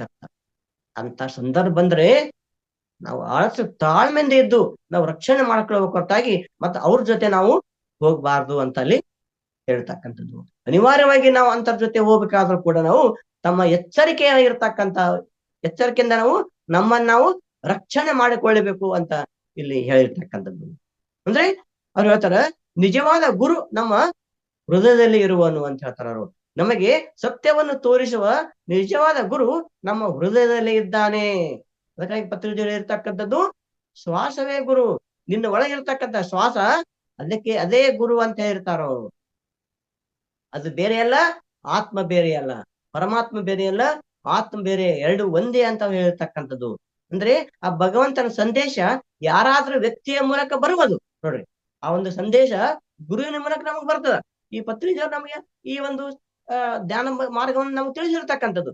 ಆ ತಿಳಿಸ್ತಕ್ಕಂಥವ್ರೆ ಗುರುಗಳು. ಆ ಭಗವಂತ ಆ ಗುರುಗಳ ಮೂಲಕ ನಮಗ ಆ ಒಂದು ಸಂದೇಶವನ್ನ ನೀಡ್ತಾರ. ಆ ಸಂದೇಶ ನಾವು ಪಾಲನೆ ಮಾಡಬೇಕು. ಆ ವ್ಯಕ್ತಿಯ ನಾವು ಗುರುವೆಂದು ತಿಳಿದುಕೊಳ್ಳಬೇಕು. ಹೊರಗಿನ ಗುರುಕ್ಕಿಂತಲೂ ಆಂತರಿಕ ಗುರು, ಒಳಗಿನ ಗುರು ಅಂತಕ್ಕಂಥದ್ದು ಬಹಳ ಇಂಪಾರ್ಟೆಂಟ್ ಅಂತ ಅವರು ಹೇಳ್ತಕ್ಕಂಥದ್ದು. ಅದಕ್ಕ ನಮ್ಗೆ ಶ್ವಾಸವೇ ಗುರು ಅಂತ ನಾವು ಕರಿತೀವಿ. ಅದರಿಂದ ನಾವು ಜ್ಞಾನ ಅಂದ್ರೆ ನಾವು ಧ್ಯಾನ, ಜ್ಞಾನ ಮತ್ತು ಮುಕ್ತಿಯನ್ನು ಹೊಡ್ಲಿಕ್ಕೆ ಸಾಧ್ಯ ಅದ ಅಂತ ಇಲ್ಲಿ ನಾವು ತಿಳ್ಕೊಬೇಕು. ಆಧ್ಯಾತ್ಮಿಕ ವ್ಯಕ್ತಿಗಳು ಪರಸ್ಪರ ಸಂಘವನ್ನು ಬಯಸಬೇಕು. ನೋಡಿ, ಆಧ್ಯಾತ್ಮಿಕ ವ್ಯಕ್ತಿಗಳು ಪರಸ್ಪರ ಸಂಘವನ್ನ ಬಯಸಿಕೊಂಡಿದೆ. ಈಗ ನೋಡಿ, ಮೊನ್ನೆ ನಾವು ಬಳ್ಳಾರಿಗೆ ಹೋಗಿದ್ವಿ. ಧ್ಯಾನ ಯಜ್ಞದಲ್ಲಿ ಆಗಿರ್ಬೋದು, ಅಥವಾ ಇವತ್ತು ಬುದ್ಧ ಪೂರ್ಣಿಮೆ ಆಗಿರ್ಬೋದು, ಕಡತನಲ್ಲಿ ಹೋಗಿರೋದು. ನಾವೆಲ್ಲರೂ ಅಲ್ಲಿರ್ತಕ್ಕಂಥ ನಾವು ಅವ್ರ ಒಂದು ಸಾಧನೆ ಆಗಿರ್ಬೋದು, ಅವ್ರ ಬಳಿ ಅವ್ರ ಅನುಭವವನ್ನು ನಾವು ಕೇಳ್ತಕ್ಕಂಥ, ನಮ್ಮ ಅನುಭವವನ್ನು ಅವ್ರಿಗೆ ತಕ್ಕಂಥದ್ದು, ಇವೆಲ್ಲವನ್ನ ನಾವು ಮಾಡ್ಬೇಕು. ನಮ್ಮ ವಿಚಾರಗಳನ್ನ ಹಂಚಿಕೊಳ್ಳಬೇಕು. ಮತ್ತು ಅವರ ಜೊತೆಯಲ್ಲಿದ್ದಾಗ ನಮ್ಮ ತಪ್ಪುಗಳನ್ನ ಅವರು ತಿದ್ದುತ್ತಾರೆ. ನಮ್ಮ ತಪ್ಪುಗಳು ಅಂತಿದ್ದಾರ. ಒಳ್ಳೆಯವ್ರ ಸಂಘ ಮಾಡಿದಾಗ ಅವರು ನಮ್ಮ ತಪ್ಪುಗಳನ್ನ ಅವರು ತಿದ್ದುತ್ತಾರೆ. ಮತ್ತು ಆ ತಪ್ಪುಗಳನ್ನ ನಾವು ಎಕ್ಸೆಪ್ಟ್ ಮಾಡ್ಕೊಂಡು ಅದನ್ನ ನಮ್ಮ ದೌರ್ಬಲ್ಯಗಳನ್ನ ನಾವು ಗುರುತಿಸಿಕೊಂಡು ನಾವು ಮತ್ತೆ ಅಲ್ಲಿ ಪ್ರಗತಿಯನ್ನ ಹೊಂದ್ಲಿಕ್ಕೆ ಸಾಧ್ಯ ಆಗ್ತದ. ಅಂದ್ರೆ ನಮ್ಮಲ್ಲಿ ಒಂದು ಉದಾರ ಮನೋಭಾವನೆ ಇರ್ಬೇಕಂತ. ಯಾರಾದ್ರೂ ಒಂದು ತಪ್ಪು ಹೇಳಿದ್ರಪ್ಪ, ನೀ ಅಂತದ್ ಮಾಡಕತ್ತಿದ್ದೆ, ಮಾಡಬಾರ್ದು ಅಂತ ಹೇಳಿದಾಗ ಅದನ್ನ ಒಪ್ಪಿಕೊಂಡು ಅದನ್ನ ನಾವು ಮಾಡದೇ ಇರಬೇಕು. ಅವಾಗ ನಮ್ಮಲ್ಲಿ ಪ್ರಗತಿ ಅಂತಕ್ಕಂಥದ್ದು ಬರ್ತದ. ಮತ್ತೆ ಹೇಳ್ತಾರು, ಸಜ್ಜನ ಸಂಘದಿಂದ ದಿವ್ಯ ಸಂಬಂಧ ನಮಗ ಬರ್ತದ, ದೈವ ಸಂಬಂಧ ಅಂತಕ್ಕಂಥ ನಮಗ್ ಬರ್ತದ. ಅಂದ್ರೆ ಸಜ್ಜನ ಸಂಘ ಮಾಡುವಾಗ ಈ ಒಂದು ದಿವ್ಯ ಸಂಪರ್ಕ ಅಂತಕ್ಕಂಥದ್ದು ನಮ್ಮಲ್ಲಿ ಬರುತ್ತದೆ. ಪ್ರತಿಯೊಬ್ಬರಲ್ಲೂ ಭಗವಂತ ಇದ್ದಾನೆ, ನಾವೆಲ್ಲ ತಿಳ್ಕೊಂಡಿದೀವಿ. ಎಲ್ಲರಲ್ಲಿ ಭಗವಂತ ಇದ್ದಾನೆ. ಆ ಭಗವಂತ ಸ್ವರೂಪಗಳಲ್ಲಿ ನಾವು ಆ ಭಗವಂತ ಸ್ವರೂಪಗಳನ್ನು ತಿಳಿದು ನಾವು ಜೀವನನ ಮಾಡಬೇಕು. ಅಂದ್ರೆ ಎಲ್ಲರಲ್ಲೂ ನಾನೇ, ನನ್ನಲ್ಲಿ ಎಲ್ಲರಲ್ಲೂ ನಾನೇ ಅಂತಕ್ಕಂಥ ಭಾವನೆಯನ್ನ ನಾವು ಹೊಂದಿರಬೇಕು ಅಂತ. ಇಲ್ಲಿ ರಾಮಕೃಷ್ಣ ಪರಮಹಂಸರು ಇಲ್ಲಿ ಅವರು ತಮ್ಮ ಶಿಷ್ಯರನ್ನ ಭಗವಂತನೆಂತ ಕಾಣ್ತಿದ್ದರು, ಅವರನ್ನು ದೇವರನ್ನು ಕಾಣ್ತಿದ್ದರು. ಒಂದು ದಿನ ಅವರು ತಮ್ಮ ಅತ್ಯಂತ ಪ್ರಿಯ ಶಿಷ್ಯ ಆಗಿರ್ತಕ್ಕಂಥ ಸ್ವಾಮಿ ವಿವೇಕಾನಂದ ಕರೆದು ಹೇಳ್ತಾರ, ನಿನ್ ಮೇಲೆ ನನ್ಗೆ ಅಷ್ಟ್ಯಾಕೆ ಪ್ರೀತಿ ಅಂತಂದ್ರೆ, ನಾನು ನಿನ್ನನ್ನು ಪ್ರೀತಿಸುವುದು ನಿನ್ನಲ್ಲಿ ನಾನು ನಾರಾಯಣನನ್ನು ಕಂಡೆ ಅಂತ ಹೇಳಿದ್ರು. ಅಂದ್ರೆ ನಿನ್ನಲ್ಲಿ ದೇವರನ್ನ ಕಂಡಿದ್ದೀನಿ, ಅದಕ್ಕಾಗಿ ನಿನ್ನನ್ನ ಎಲ್ಲ ಶಿಷ್ಯರನ್ನ ನಾನು ಪ್ರೀತಿ ಮಾಡ್ತೀನಿ ಅಂತ ಹೇಳ್ತಾರೆ. ಅಂತ ಅರ್ಥ ಇಲ್ಲಿ ಎಲ್ಲರನ್ನ ನಾವು ಭಗವತ್ ಸ್ವರೂಪಗಳನ್ನು ತಿಳ್ಕೊಂಡು ನಾವು ಜೀವನ ಮಾಡಬೇಕು ಅಂತ ಅರ್ಥ. ಸೊ ಈ ರೀತಿಯಾಗಿ ಸಜ್ಜನರ ಸಂಘದಿಂದ ನಮ್ಮ ಒಳಗಿನ ಸತ್ ಸಂಸ್ಕಾರಗಳು, ನಮ್ಮಲ್ಲಿ ಸಂಸ್ಕಾರಗಳು ಜಾಗೃತವಾಗುವವು. ಯಾವಾಗ ಸಜ್ಜನ ಸಂಗತ್ಯ ಮಾಡ್ತೀವೋ ನಮ್ಮ ಒಳಗಿನ ಸತ್ ಸಂಸ್ಕಾರಗಳು ಜಾಗೃತವಾಗುತ್ತವೆ ಮತ್ತು ಕೆಟ್ಟ ಸಂಸ್ಕಾರಗಳು ತಡೆಯಲ್ಪಡುತ್ತವೆ. ಅಂದ್ರೆ ಕೆಟ್ಟ ವಿಚಾರಗಳು ಅವೆಲ್ಲವೂ ದೂರ ಆಗ್ತಾವ ಅಂತ ಅರ್ಥ. ಅಂದ್ರೆ ಇಲ್ಲಿ ಸಜ್ಜನ ಸಾಂಗತ್ಯದಿಂದ ಒಳ್ಳೆ ವಿಚಾರಗಳು ನಮ್ ಬರ್ತಾವ ಮತ್ತು ಕೆಟ್ಟ ವಿಚಾರಗಳು ದೂರ ಆಗ್ತಾವ. ಚಿತ್ತ ಶುದ್ಧ ಆಗ್ತದ ಮತ್ತು ಅರಿವು ನಮಗಾಗ್ತದ. ಯಾವುದು ಕ್ಷಣಿಕ, ಯಾವುದು ಶಾಶ್ವತ ಅಂತಕ್ಕಂಥ ಅರಿವು ಉಂಟಾಗಿ ಸತ್ಯ ಅಸತ್ಯದ ಅರಿವು ಉಂಟಾಗ್ತದ. ನಿತ್ಯ ಅನಿತ್ಯದ ಅರಿವು ಉಂಟಾಗಿ ನಮ್ಮ ಆಧ್ಯಾತ್ಮಿಕ ಬೆಳವಣಿಗೆಗೆ ಸಜ್ಜನ ಸಾಂಗತ್ಯ ಅಂತಕ್ಕಂಥದ್ದು ಬಹಳ ಮುಖ್ಯ ಅಂತಕ್ಕಂಥದ್ದು ಇವತ್ತ ಈ ಒಂದು ಆದಿಶಂಕರಾಚಾರ್ಯರ ವಿಷಯ ಮತ್ತು ಪತ್ರಿಜಿಯವರು ಹೇಳಿರ್ತಕ್ಕಂಥ ಈ ಒಂದು ಸಜ್ಜನ ಸಾಂಗತ್ಯದ ಒಂದು ಇಂಪಾರ್ಟೆನ್ಸ್. ನಾವು ಅದು ಹೇಳ್ತಾರೆ, ಧ್ಯಾನವನ್ನ ಒಂದ್ ಸ್ವಲ್ಪ ಮಾಡಿದ್ರೆ ಪರವಾಗಿಲ್ಲ, ಸಜ್ಜನ ಸಾಂಗತ್ಯ ನಾವು ಮಾಡ್ಲೇಬೇಕು ಅಂತಕ್ಕಂಥದ್ದು ಅದರ ಒಂದು ಉತ್ತಮ ಒಂದು ಏನ್ ಪ್ರಭಾವ ಅಂತಕ್ಕಂಥದ್ದು ನಾವು ಇವತ್ತು ತಿಳ್ಕೊಂಡಿವಿ. ಈ ಒಂದು ಸತ್ಸಂಗತ್ವೇ ನಿಸ್ಸಂಗತ್ವ ಈ ಒಂದು ವಿಷಯವನ್ನ ಹೇಳಲಿಕ್ಕೆ ಅವಕಾಶ ಕೊಟ್ಟಿರ್ತಕ್ಕಂಥ ಈ ಮಹಾವತಾರ ಟಿವಿ ಫೌಂಡೇಶನ್ ಎಲ್ಲರಿಗೂ ವಂದಿಸುತ್ತಾ, ಈ ಒಂದು ಮಾತುಗಳನ್ನ ಕೇಳಿರ್ತಕ್ಕಂಥ ಎಲ್ಲ ನಮ್ಮ ಧ್ಯಾನ ಬಂಧುಗಳಿಗೆ ನಾನು ಅನಂತ ವಂದನೆಗಳ ಸಲ್ಲಿಸುತ್ತಾ ನನ್ನ ಈ 4 ಮಾತುಗಳನ್ನ ಗುರುವಿನ ಪಾದಕ್ಕೆ ಅರ್ಪಿಸ್ತೀನಿ. ಧನ್ಯವಾದಗಳು. Thank you. ಧನ್ಯವಾದ ಸರ್ ನಿಮ್ಗೆ. ಸತ್ಸಂಗತ್ವಂ ನಿಸ್ಸಂಗತ್ವೇ ಅಂತನ್ನುವಂಥ ಅದ್ಭುತವಾದ ವಿಷಯದೊಂದಿಗೆ ನೀವು ಸಜ್ಜನ ಸಾಂಗತ್ಯ ಅಂದ್ರೆ ಏನು ಅಂತ ಅದ್ಭುತವಾಗಿ ಹೇಳಿದ್ರಿ.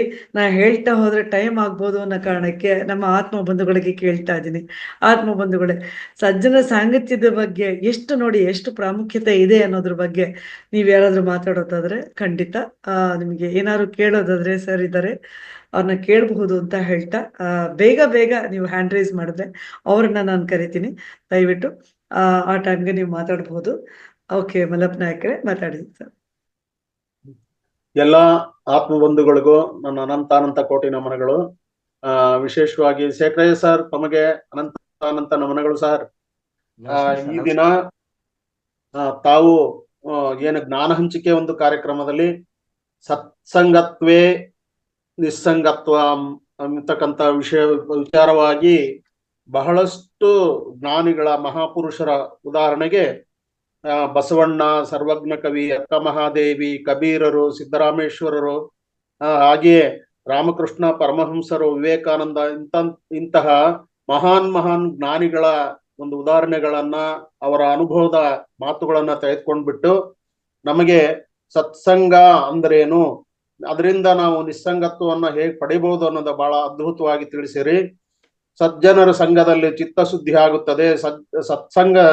ಸಜ್ಜನರೆಂದರೆ ಸಾಧಕರು, ಆತ್ಮದ ಸಂಘ ಮಾಡಿದವರವರು. ಹಾಗಾಗಿ ನಾವು ಅವ್ರ ಜೊತೆಗಿದ್ರೆ ನಾವು ಆತ್ಮದ ಜೊತೆಗಿದ್ದಂತೆ. ಸಜ್ಜನರ ಸಂಘದಿಂದ ದುರ್ಗುಣಗಳು ಮಾಯವಾಗಿ ಸಜ್ಜನರಾಗಿ ನಾವು ಪರಿವರ್ತನೆ ಹೊಂದ್ತೀವಿ.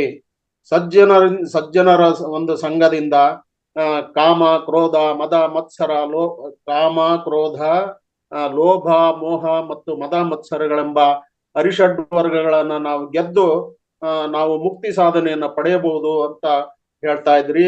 ಉದಾಹರಣೆಗೆ ಬೆಂಕಿಯ ಸಂಘವನ್ನು ಮಾಡಿ ಹಾಲು ಹೇಗೆ ಪರಿಶುದ್ಧವಾದ ಒಂದು ತುಪ್ಪವಾಗಿ ಪರಿವರ್ತನೆ ಆಗುತ್ತೋ, ಹಾಗೆ ಸಜ್ಜನರ ಸಂಘದಿಂದ ನಾವು ಕೂಡ ಹಾಲಿನಂತೆ ಪರಿಶುದ್ಧವಾದ ತುಪ್ಪವಾಗಿ ಪರಿವರ್ತನೆ ಆಗ್ಬಹುದು ಅಂತ ತಾವು ತಿಳಿಸಿರಿ.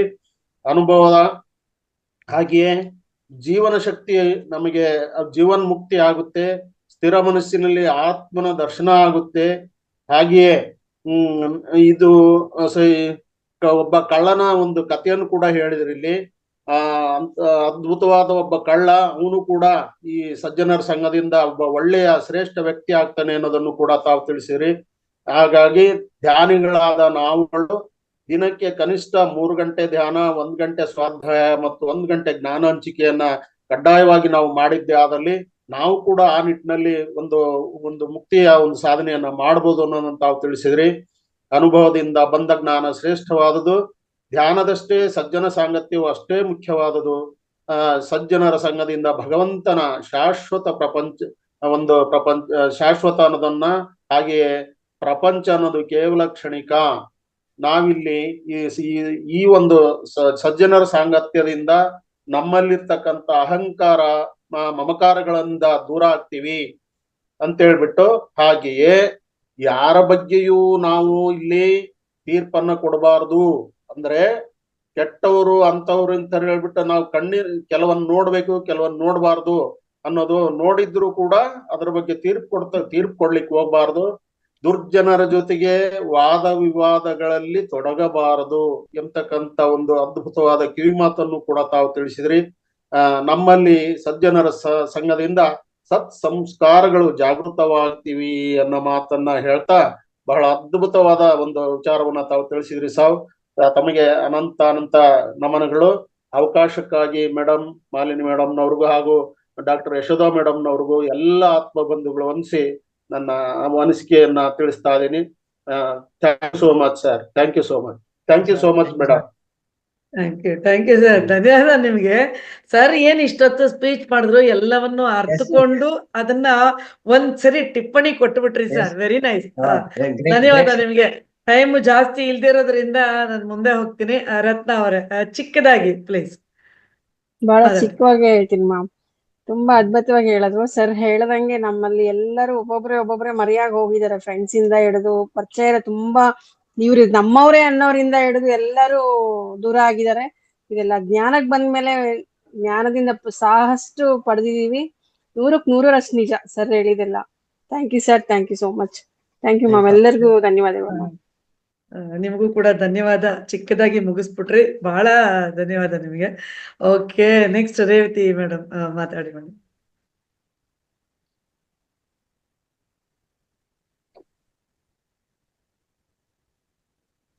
ಮೇಡಮ್ ಮ್ಯೂಟ್ ಆಗಿದೆ, ನಿಮ್ಮ ವಿಡಿಯೋ ಕೂಡ ಆನ್ ಆಗಿಲ್ಲ. ರೇವತಿ ಮೇಡಮ್.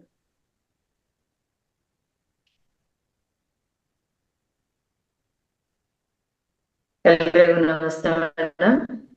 ನಮಸ್ತೆ. ನಾನು ಬಹಳ ಚಿಕ್ಕದಾಗಿ ಹೇಳ್ಬೇಕಂದ್ರೆ ಶೇಖರಯ್ಯ ಸರ್ ಅವರಿಗೆ ನಿಜವಾಗ್ಲೂ ಧನ್ಯವಾದಗಳು.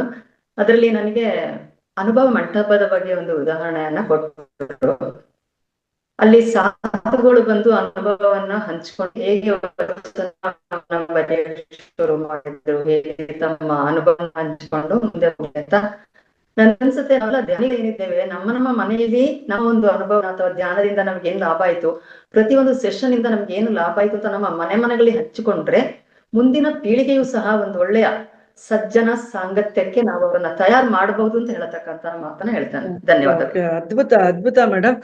ತುಂಬಾ ದೊಡ್ಡ ವಿಷಯನ ಒಂದೇ ವಾಕ್ಯದಲ್ಲಿ ನೀವು ಹೇಳ್ಬಿಟ್ರಿ. Very nice. ಹೌದು ಹೌದು, ನಿಜ. ಏನಂತೀರಿ ಸರ್? ಅದ್ಭುತವಾಗಿ ಹೇಳಿದ್ರು ಅವರು. ಕರೆಕ್ಟ್. ಈ ಅಲ್ಲಿ ಶರಣರು ಮೇಡಮ್ ಹೇಳಿದ ಹಾಗೆ ಅಲ್ಲಿ ತಮ್ಮ ಅನುಭವ ಹಂಚಿದಾಗ ಅಲ್ಲಿ ಎಂತೆಂತ ಓದ್ಲಿಕ್ಕೆ ಬರದಿರ್ತಕ್ಕಂಥ ಕೂಡ ವಚನಗಳು ಬರ್ತಕ್ಕಂಥ ಸಾಮರ್ಥ್ಯ ಅವರಲ್ಲಿ ಬಂತಂದ್ರೆ ಅದೇ ಕಾರಣ ಸಜ್ಜನ ಸಾಂಗತ್ಯ. ಕಬೀರರು ಕೂಡ ಹೇಳ್ತಾರ, ಅವ್ರು ಯಾವ್ದು ಸ್ಕೂಲ್ ಹೋಗ್ಲಿಲ್ಲ, ಅವ್ರು ಬಡತನ ಬಹಳ ಇತ್ತು, ಕಬೀರರು ಯಾವ ಸ್ಕೂಲಿಗೆ ಹೋಗ್ಲಿಲ್ಲ, ಸಜ್ಜನ ಸಾಂಗತ್ಯದಿಂದ ಅಷ್ಟೊಂದು ಜ್ಞಾನವನ್ನು ಪಡ್ಕೊಂಡು ಎಷ್ಟೊಂದು ಅವರು ಒಂದು ವ್ಯಕ್ತಿ ಆದ್ರು, ಶ್ರೇಷ್ಠ ವ್ಯಕ್ತಿ ಅಂತಕ್ಕಂಥ ಸಜ್ಜನ ಸಾಂಗತ್ಯದಿಂದ ಮಾತನ್ನು ಹೇಳಿದ್ರು madam. Thank you madam. Thank you. Super. ಅದ್ಭುತವಾಗಿ ಆಯ್ತು ಸರ್. ಒಟ್ಟಾರೆ ಹೇಳ್ಬೇಕು ಅಂತಂದ್ರೆ ನಿಮ್ಮ ಒಂದು ಮಾತೇ ಅದ್ಭುತ ಸರ್. ಯಾಕೆಂದ್ರೆ ಪ್ರತಿಯೊಂದನ್ನು ನೀಟಾಗಿ ಒಂಥರ ಅರ್ಥೈಸೋ ರೀತಿ ಏನಿದೆ ಅದು ಅದ್ಭುತವಾದದ್ದು. ಯಾಕೆಂದ್ರೆ ಎಲ್ಲರಿಗೂ ಎಲ್ಲವೂ ಅರ್ಥ ಮಾಡ್ಕೊಳ್ಳುವಂತ ಶಕ್ತಿ ಇರಲ್ಲ. ಅದನ್ನ ಯಾರಿಗೇ ಆಗ್ಲಿ ಅರ್ಥೈಸೋ ಒಂದು ರೀತಿ ಕೂಡ ಅದೊಂದು ಕಲೆ ಅಂತಾನೆ ನನ್ನ ಭಾವನೆ ಸರ್. ಬಟ್ ನೀವು ಅದ್ಭುತವಾಗಿ ಹೇಳಿದ್ರಿ ಕಥೆಯ ಮೂಲಕ. ಅವನು ದುಡ್ಡು ಸಂಪತ್ತೇ ಮುಖ್ಯ ಅಂದ್ಕೊಂಡಿದ್ದವನಿಗೆ ಅದಕ್ಕಿನ್ನ ಎತ್ತರವಾದದ್ದು ಒಂದು ಏನೋ ಇದೆ ಅನ್ನೋ ಅನುಭವ ಅವನು ಪಡ್ಕೊಂಡ ಅಂತ. ತುಂಬಾ ಅದ್ಭುತವಾಗಿದೆ. ಇದು ಒಂದು ಸತ್ಸಂಗ ಅಂತಿರ್ಬಹುದು ಅಥವಾ ಸಜ್ಜನ ಸಾಂಗತ್ಯ ಅನ್ನೋದಿರ್ಬೋದು, ನಮ್ಮ ಜೀವನದಲ್ಲಿ ಅದು ಹಾಸು ಹೊಕ್ಕಾಗ ಅದ್ಭುತವಾದ ಪವಾಡಗಳು ನಡೆಯುತ್ತೆ ಅನ್ನೋದಲ್ಲಿ ಸಂದೇಹ ಇಲ್ಲ ಅನ್ನೋದು ಈ ಪೂರ್ತಿ ಸಾರಾಂಶ. ಅದ್ಭುತ ಸರ್. ನಿಜವಾಗ್ಲೂ ತುಂಬಾನೇ ಖುಷಿ ಆಯ್ತು. ನಮ್ಮ ಆತ್ಮ ಬಂಧುಗಳು ಮತ್ತೆ ಯಾರಾದ್ರೂ ಹಂಚ್ಕೊಳ್ಳೋದಿದ್ರೆ ಇನ್ನು ಒಬ್ರಿಗೆ ಅವಕಾಶ ಇದೆ. ಇಲ್ಲಿ ಟೈಮ್ ಆಯ್ತು ಆಕ್ಚುಲಿ, ಬಟ್ ನೋ ಪ್ರಾಬ್ಲಮ್. ಇನ್ನೊಬ್ರು ಮಾತಾಡ್ಬೋದು. ನಾಗೇಶ್ ಸರ್ ಮಾತಾಡಿ ಸರ್. ಸರ್ ಮ್ಯೂಟ್ ಆಗಿದೆ.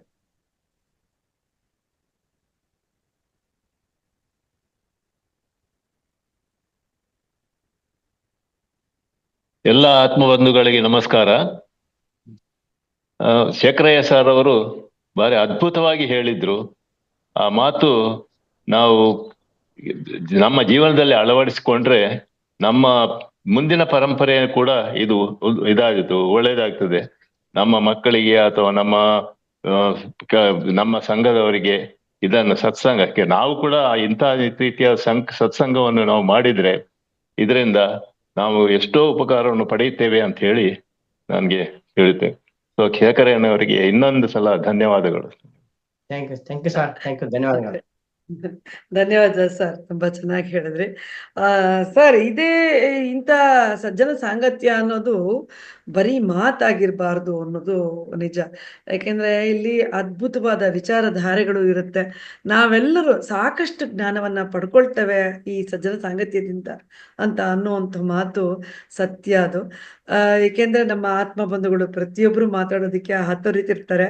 ಇಲ್ಲಿ ನಾವೇ ಧನ್ಯರು ಅಂತ. ಯಾಕೆಂದ್ರೆ ಸಾಕಷ್ಟು ಜನರ ಸಾಕಷ್ಟು ಪ್ರಶ್ನೆಗಳಿಗೆ ಉತ್ತರಿಸುವಂತ ಒಂದು ನಮ್ಮ ಸ್ಪೀಕರ್ಸ್ ಇರ್ಬೋದು. ನಾವೆಲ್ಲ ದಿನವೂ ಕೂಡ ಸಾಕಷ್ಟು ವಿಧದಲ್ಲಿ ಜ್ಞಾನವನ್ನ ಪಡ್ಕೊಳ್ತಾ ನಾವೊಂದಷ್ಟು ನಮ್ಮ ರೂಪುರೇಷೆಗಳನ್ನ ಸರಿಯಾಗಿ ತಿದ್ದುಕೊಳ್ಳೋದಕ್ಕೆ ಒಂದು ದೊಡ್ಡ ಅವಕಾಶ ಇಲ್ಲಿ ಆಗ್ತಾ ಇದೆ.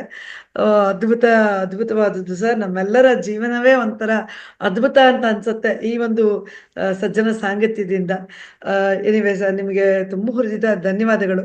ಮತ್ತೊಮ್ಮೆ ಹೀಗೆ ಮುಂದಿನ ತಿಂಗಳು ನೀವು ಬರಬೇಕು, ಬಂದು ಒಂದಷ್ಟು ಜ್ಞಾನವನ್ನ ನೀವು ಹಂಚಬೇಕು ಅಂತ ಕೇಳ್ಕೊಳ್ತಾ, ಆತ್ಮ ಬಂಧುಗಳೇ ಎಲ್ಲರಿಗೂ ತುಂಬ ಹುರಿದ ಧನ್ಯವಾದಗಳು. ಇಷ್ಟೊತ್ತು ಕೂತ್ಕೊಂಡು ಪ್ರತಿಯೊಬ್ರು ಒಂದು ಪ್ರಶ್ನೆ ಕೇಳಬೇಕು ಅನ್ನೋ ಒಂದು ಹಂಬಲದಲ್ಲಿ ಬರ್ತಿರಲ್ಲ, ಅದು ನಿಜವಾಗ್ಲೂ ಅದೊಂದು ದೊಡ್ಡ ಮುನ್ನಡೆ ಅಂತ ನಾನು ಹೇಳೋದಕ್ಕೆ ಇಷ್ಟಪಡ್ತೀನಿ. ಎಲ್ಲರೂ ಕೂಡ ಅಷ್ಟೇ ಚೆನ್ನಾಗಿ ನಾವು ಏನಾದ್ರು ಒಂದು ಕೇಳಬೇಕು, ನಮ್ಮ ಒಂದು ಅನುಭವ ಕೂಡ ಹಂಚ್ಕೊಳ್ಬೇಕು ಅನ್ನೋದಿದೆಯಲ್ಲ, ಇದೇ ಸಜ್ಜನ ಸಾಂಗತ್ಯ ಅಂತ ಅನ್ನೋದು.